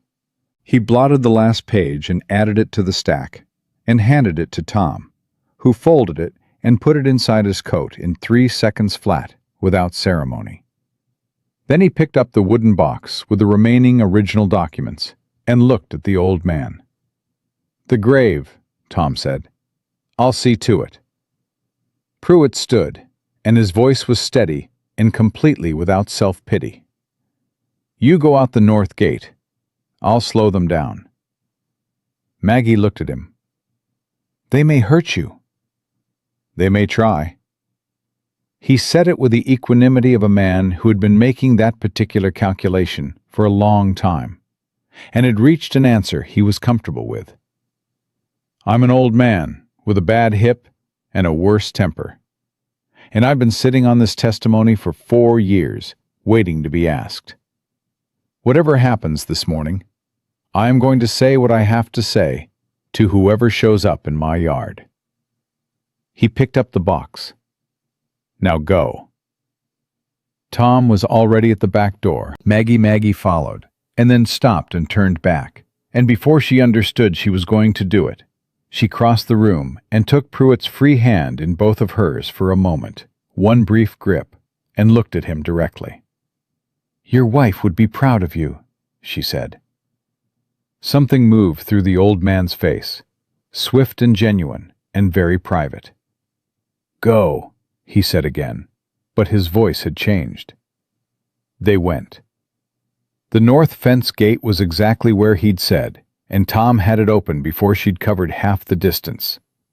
They led the horses through instead of riding, keeping the noise down, and she heard from the far side of the house the sound of riders arriving in the yard, the particular stop of horses pushed hard and pulled up short, and then a voice she didn't recognize saying something she couldn't make out, and then Edgar Pruitt's response, loud and clear and entirely unhurried.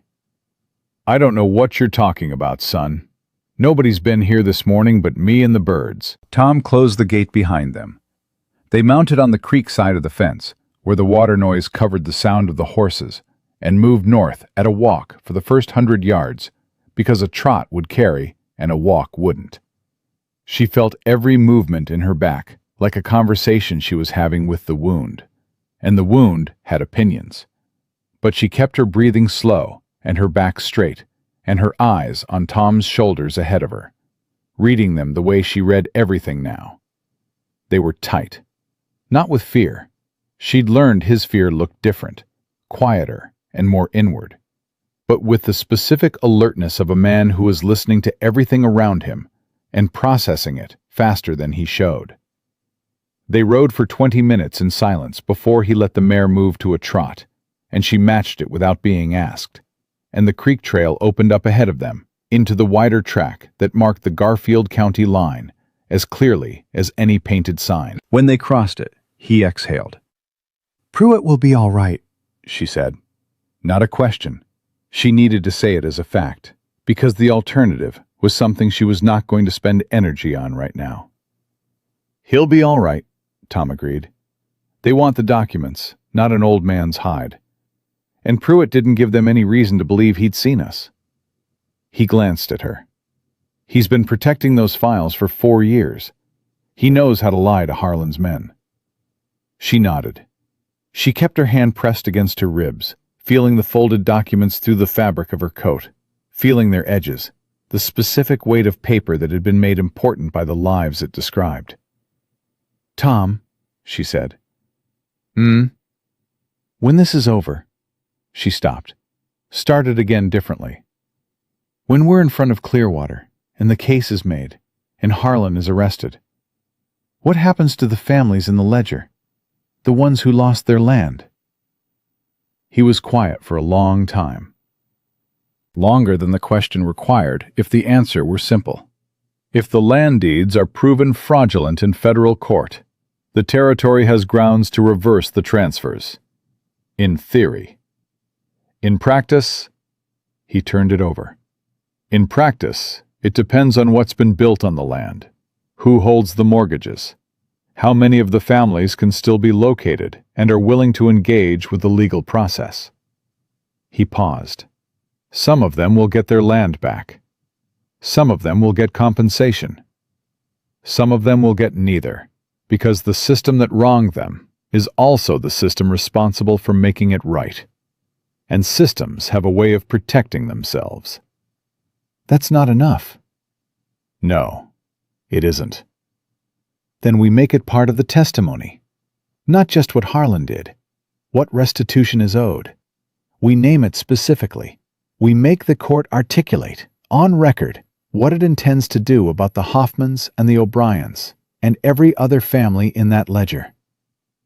She felt the documents against her ribs. Clearwater can't give back what's already been lost.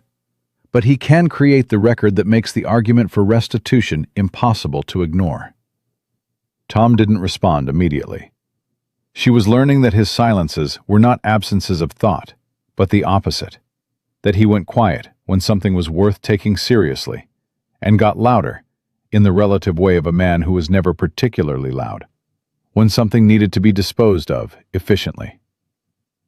"We'll add it to the testimony outlined tonight," he said. They rode north toward Enid, under a sky that was doing what Oklahoma skies did when they wanted to remind you of the scale of things, spreading itself from one flat horizon to the other, in a blue so complete it looked like an argument against doubt. The wind came in from the northwest, carrying the smell of rain somewhere ahead, and the horses moved with the easy, long-strided confidence of animals that had found their direction and trusted it. She thought about Cole Arden's letter, about the name Clara written in it, the 7-year-old girl who wanted to be a doctor. She thought about Clara Dreher, 22 years old, disappeared in the spring of 1873, whose name was now in Tom's notebook, and would be in the testimony, who would be named in open court in Enid, and therefore would be named in every newspaper that printed the proceedings, which Tom had already told her the Enid papers would, because federal cases against powerful men were the kind of story that sold every copy of every printing. Clara Dreher would be named. That was not everything. It was nowhere near everything. But it was something that had not existed 2 days ago, when Maggie had been running down a street with papers in her hands and a bullet finding her back, and the world had been organized entirely around Harlan Voss's certainty that she would lose. She had not lost. She was not done, and the road to Enid was long, and Harlan was behind them, building his own case, with the resources of a man who owned judges and newspapers, and the patience of someone who had never once been told no by a consequence he couldn't buy his way out of. But she had the documents against her ribs, and the testimony in Tom's coat, and the Brewsters at their back, and Edgar Pruitt speaking the truth in his yard to men who thought silence could be purchased like everything else. And she had Tom Reardon beside her, this quiet, careful, formerly broken man who had put his feet back on the ground and was walking in the right direction. It was, she thought, enough to ride toward. The first drops of rain came as they hit the main road north, and Tom pulled his hat down, and she pulled her coat close, and they rode into it without slowing, because the rain fell the same on both sides of every county line, and they were already moving, and moving was what mattered now. Behind them, at the foot of a cottonwood in the east pasture of a homestead that had stood since 1859, a metal box held its contents in the dark, under the Oklahoma earth. And above it, an old man stood in his yard, with Harlan Voss's men asking their questions, and answered every one of them with the unhurried dignity of someone who had decided that the truth was the only thing worth giving away for free. The rain followed them all the way to Enid. It wasn't the violent kind of Oklahoma storm that announced itself with theater. It was the steady, patient kind, the kind that settled in and meant business, turning the road to soft red mud that pulled at the horses' hooves and slowed everything down and didn't apologize for either. They rode through it for 2 days, stopping once at a way station where a taciturn man charged them 50 cents for a dry roof and asked no questions, which at this point in their journey felt like a form of generosity. They didn't talk much during those 2 days, not because there was nothing to say, but because they had said the important things already, and what remained between them didn't require words so much as the continued presence of two people moving in the same direction for the same reasons. She was aware of him in the way you became aware of something that had become necessary. Not dramatically, not with the sharp attention of novelty, but with the steady, low-level awareness of something you would notice immediately if it were gone. She was also aware, with the part of her mind that never fully rested, that they were being followed. She'd felt it first on the afternoon of the second day, a prickling at the back of her neck that she had learned, over 2 years of living with a dangerous man, to take seriously. She'd said nothing to Tom for an hour, checking her own perception, waiting to see if the feeling resolved or deepened. It deepened. "There's someone behind us," she said. Tom didn't turn around. 2 hours, single rider, staying at distance. "You knew." "Since this morning." He kept his eyes forward. He's not pushing, not trying to close the gap. He's tracking, not intercepting. "Reporting back." "That's my read." She thought about this. Harlan knows we're heading for Enid. He's always known. A woman with evidence and a federal filing is only useful in one place. Tom's jaw was set, not with tension, but with the particular quality of a man who has accepted a situation completely and is now only interested in what can be done about it. He'll have men already in Enid, people he owns there, or people he can buy before we arrive. He'll try to get to Clearwater before we do. Can he? He can try. A pause. Clearwater has a reputation that took 30 years to build. Men like Harlan can't buy a reputation like that overnight. But they can create enough noise, enough doubt, enough procedural obstruction to slow things down. And slow, for us, is dangerous. Then we don't give him time to be slow. She pressed her heels to the roan's sides. We push. They pushed. They rode into Enid in the early evening of the third day out of Dusty Fork, the horses tired, the both of them soaked through and mud-spattered, and carrying between them, in notebooks and folded documents, and the precise, well-ordered memory of a woman who had spent 2 years paying attention to everything. Enough evidence to dismantle an empire. The United States Circuit Court occupied a brick building on the north end of the main street. 2 stories, substantial, the kind of building that intended to outlast the people who used it. A lamp was still burning in a second-floor window, which Tom saw and understood before she did. He was already dismounting, already moving.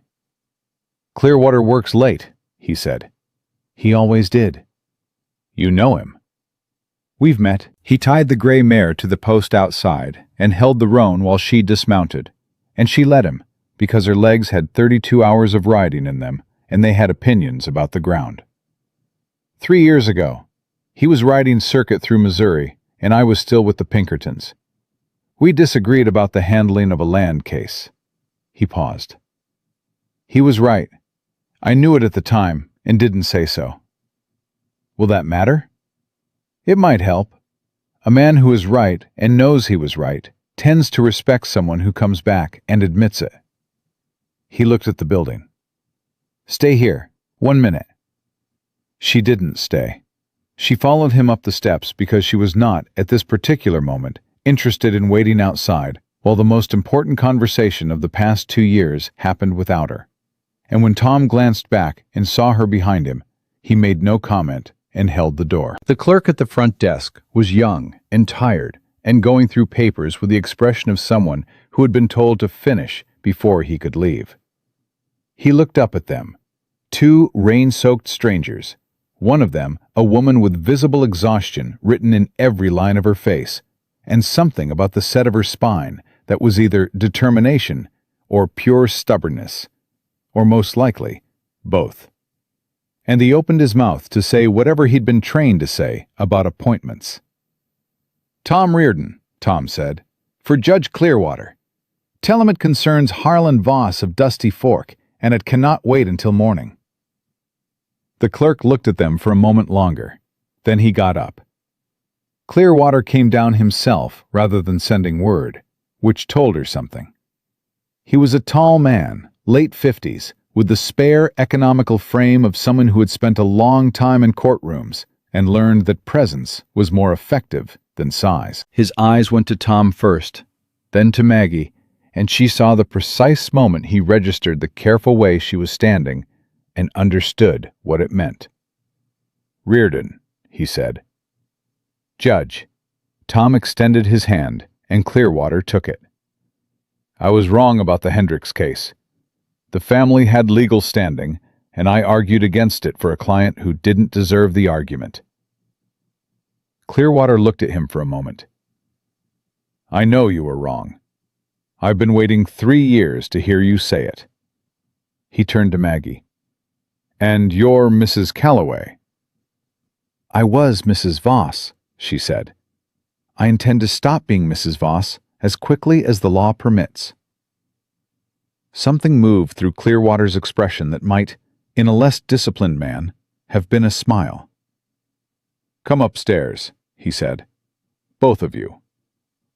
They spent 3 hours in Clearwater's office. Tom laid out the notebook and the documents, and Cole Arden's 11-page account, and Pruitt's sworn testimony, and explained the evidentiary chain clearly and without embellishment.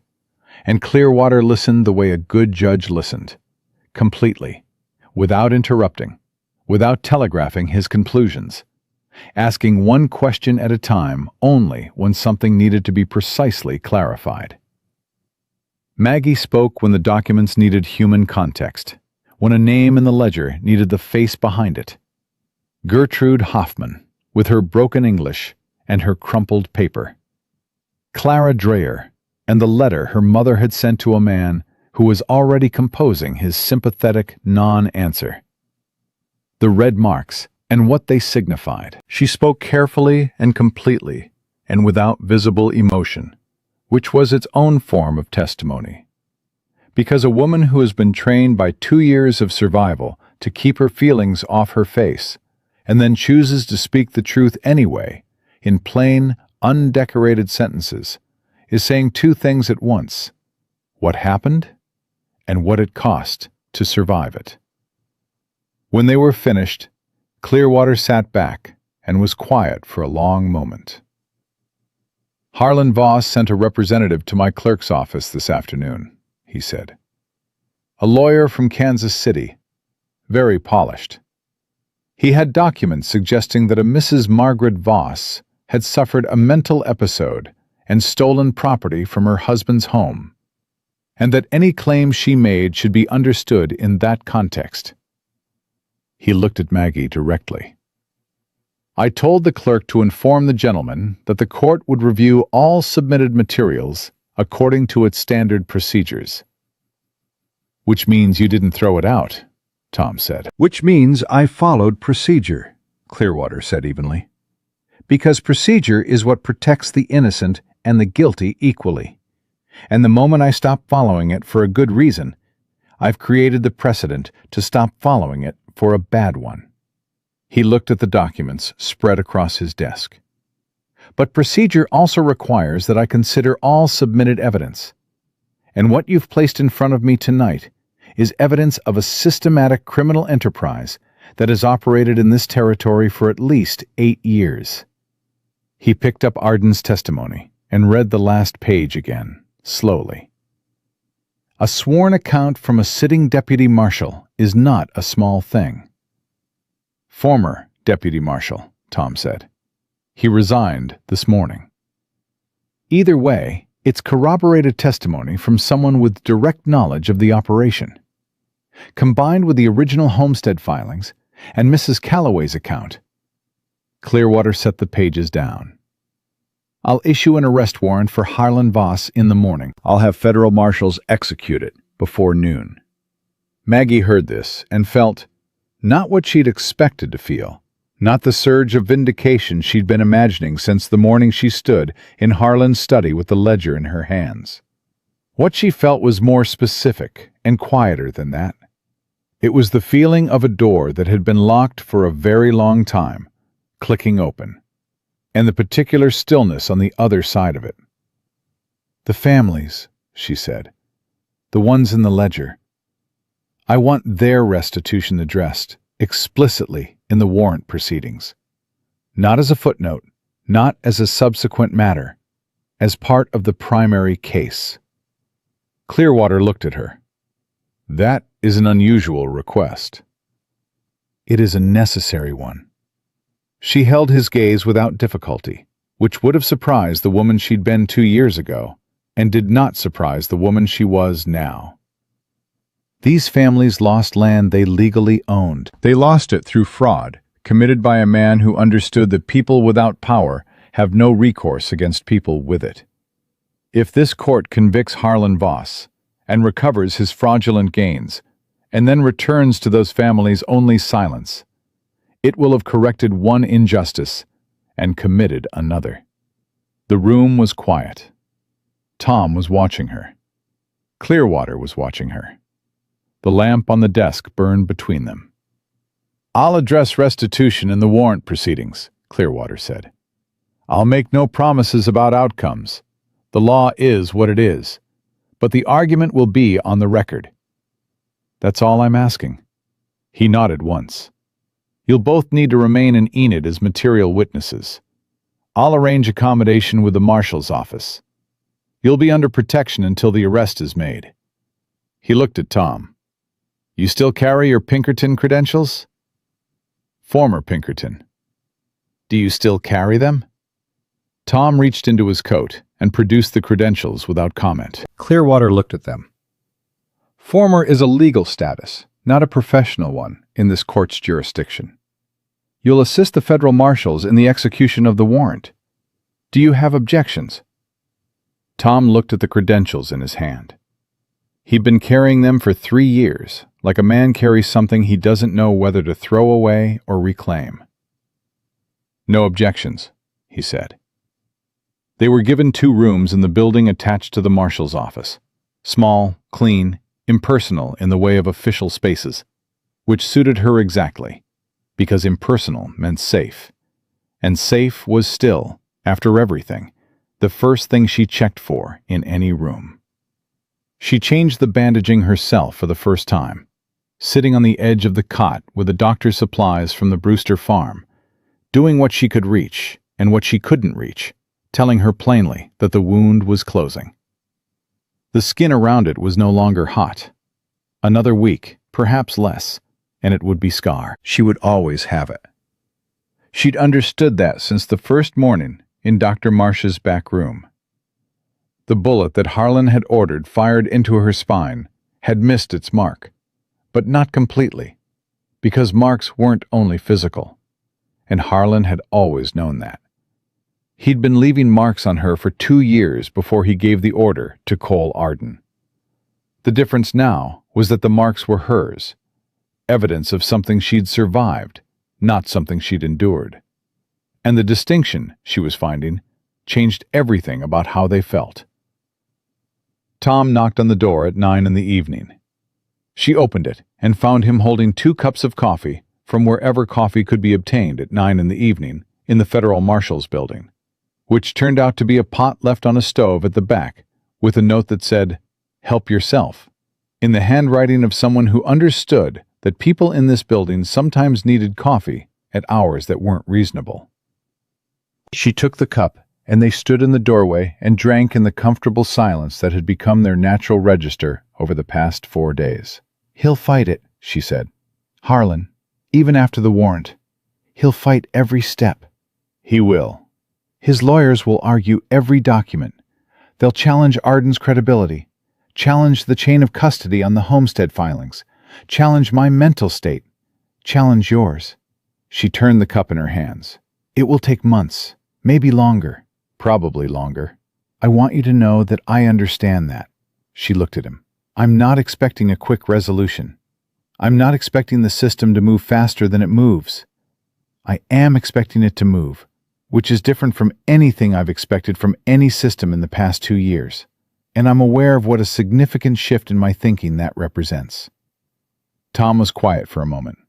"Clearwater will hold the line. He's not bought." "I know," she paused. "That's what I mean. I know he's not bought, and I trust that knowledge. And trusting that knowledge is something I've had to learn how to do again." She looked into the coffee. "Harlan was very effective at teaching me that trust was a form of stupidity. It took a doctor who stayed past her fear, and a family that opened their door, and an old man who kept files for 4 years, and a deputy marshal who couldn't finish the order." She stopped. "And you," she said. "It took all of that to teach me back." Tom set his cup on the doorframe. He had the expression he wore when he was deciding something carefully, and she waited for him, because she had learned that what came out on the other side of his careful decisions was always worth the wait. "I've been thinking about what comes after," he said. "After the trial." "After all of it?" He looked at her steadily. "I have 40 acres in Oklahoma. Good land. Quiet. Nobody comes through who isn't invited. I've been on it for 3 years by myself, and it's been enough, which is different from good." He paused. "I want to tell you that if you needed somewhere to be while this case moves through the courts, somewhere that isn't a town where Harlan has influence, and isn't a borrowed room in a federal building, my land is available to you for as long as you want it. No conditions, no expectations." He kept his eyes on hers. "I am not offering you something you didn't ask for, and I am not pretending that offer doesn't have a feeling behind it. But the feeling is yours to do with what you want, and the land is available regardless." She looked at him for a long time. This careful, honest man who had caught her when she fell and had been standing beside her ever since, in the specific way that left her room to stand on her own. And she understood that what he was offering was not rescue, and was not possession, and was not the beautiful gilded cage that Harlan had called a home. It was something simpler and more difficult and far more rare. It was presence without conditions. "I'll think about it," she said, which was not a no, and they both understood that, and neither of them said anything more about it. Because the conversation had gone exactly as far as it needed to go tonight, and anything further would have been rushing something that deserved its own time. Harlan Voss was arrested the following morning at 10:20 in the lobby of the Dusty Fork Town Hall, where he had gone to meet with the county commissioner in what he had every reason to believe was a routine meeting. 2 federal marshals came through the front door, and 2 came through the back, which was Tom's suggestion, and Clearwater had followed it, because Harlan was a man who had spent his life controlling exits, and understanding that every room had 2 of them was one of the first things he'd have been taught. Maggie was not there. She'd chosen not to be, which had surprised Tom until she explained it, and then it hadn't surprised him at all. "I don't need to see his face when they put the handcuffs on," she said. "I needed to see his face in court. I needed him to see mine."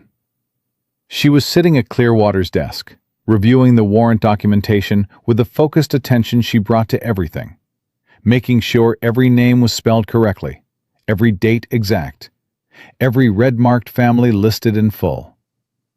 The arrest is procedural. The trial is where it ends. The trial, when it came 4 months later, was exactly what Tom had told her it would be. Long and ugly in the specific way of legal processes that require the truth to fight for every inch of ground against well-funded opposition. Harrison Webb was exactly the lawyer she'd expected.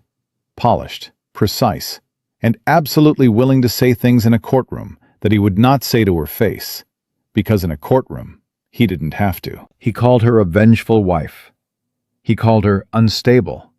He produced a physician from Kansas City, Harlan's physician, paid by Harlan's money, who testified to a pattern of irrational behavior and emotional volatility that bore no resemblance to any version of herself she recognized, and every resemblance to the version of herself Harlan had spent 2 years constructing for exactly this purpose.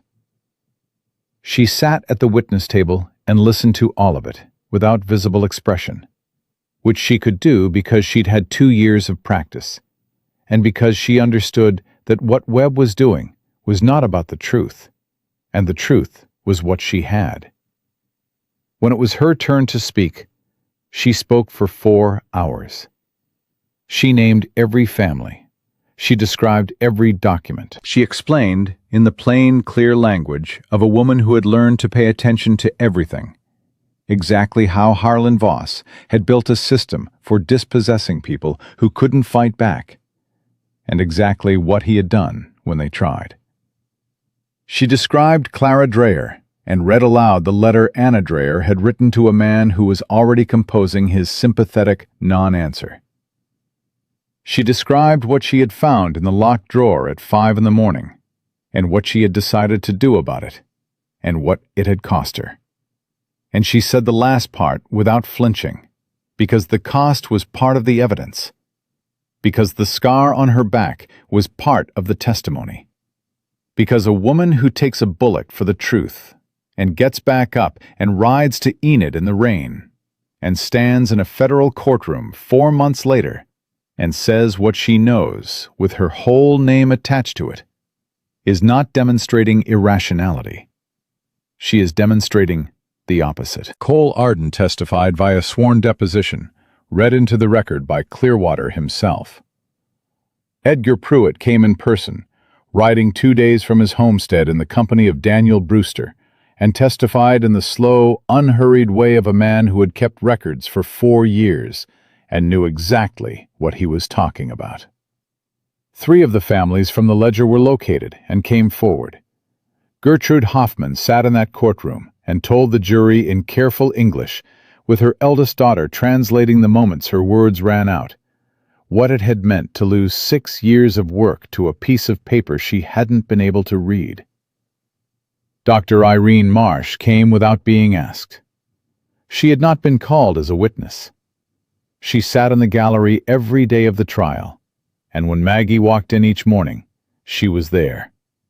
And that was its own form of testimony about the things that had been true all along in Dusty Fork and had never had a courtroom to be set in. The jury deliberated for one day. Harlan Voss was found guilty on 11 counts of land fraud, 4 counts of conspiracy to commit fraud, 2 counts of conspiracy to commit assault, and 1 count of conspiracy to commit murder in the case of James Farley. The 2 men named in Cole Arden's deposition were arrested in Tulsa 3 weeks later. The remaining charges, including the investigation into Clara Dreyer's disappearance, were referred to a separate proceeding. Clearwater addressed restitution explicitly in his sentencing remarks. It was on the record. It was in the newspaper. It was the beginning, which was not the same as the end, but was the necessary condition for the end being possible.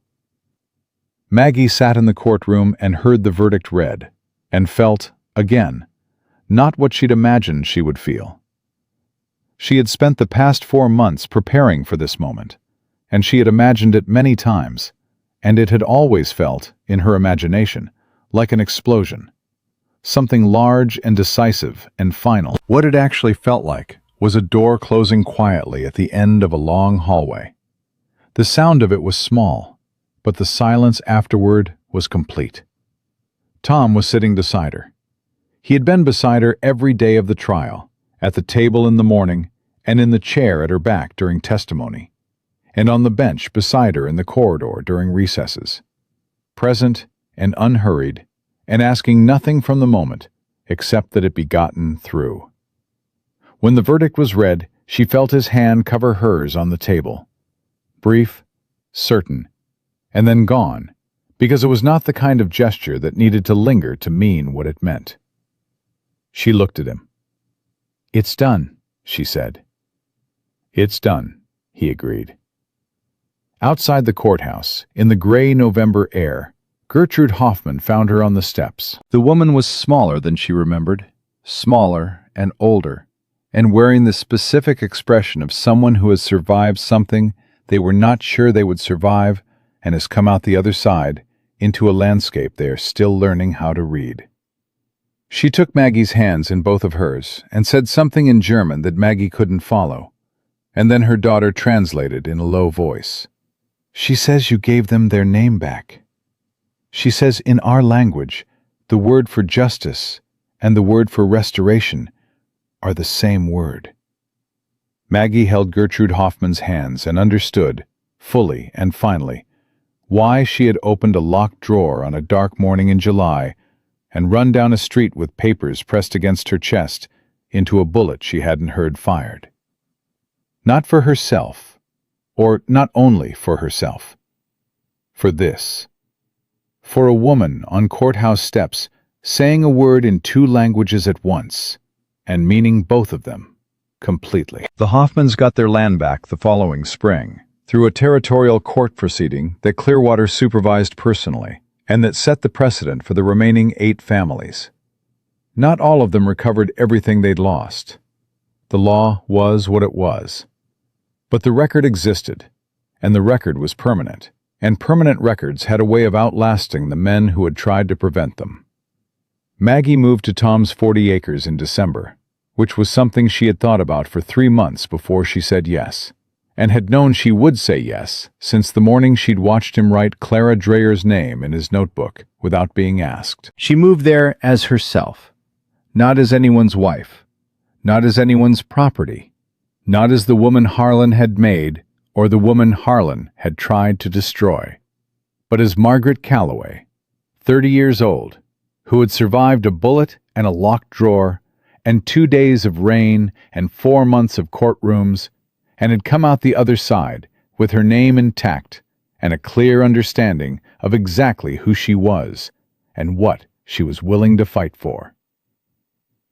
She and Tom were married the following April, in the yard of the 40 acres, with Clearwater officiating, because he had asked and they had said yes, and with Daniel and Ruth Brewster as witnesses, and Edgar Pruitt in the front chair, because someone had driven out to get him, and he had complained about the road the whole way, and had cried during the vows, and denied doing so afterward. Dr. Irene Marsh sent a letter. It arrived the day before the wedding, and Maggie read it on the porch in the evening light, and then read it again.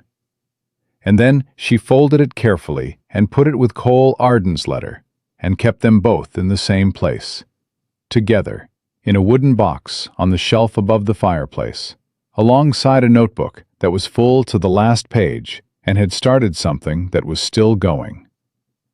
She had not been saved. That was the important thing, the thing she came back to on the mornings when the scar pulled and the old reflexes surfaced, and the work of being a free woman felt like its own kind of labor. She had not been saved. She had been caught when she fell, which was different, because catching someone who is falling is not the same as lifting someone who can't stand. It assumes the standing is theirs to do. She had stood. She had kept standing, and the man who had caught her had stayed beside her not because she needed him to hold her up, but because two people moving in the same direction for the same reasons, in the same honest and unhurried way, is something the world offers rarely enough that when you find it, you hold on to it with both hands, and don't let the cost of the finding make you forget the value of the finding.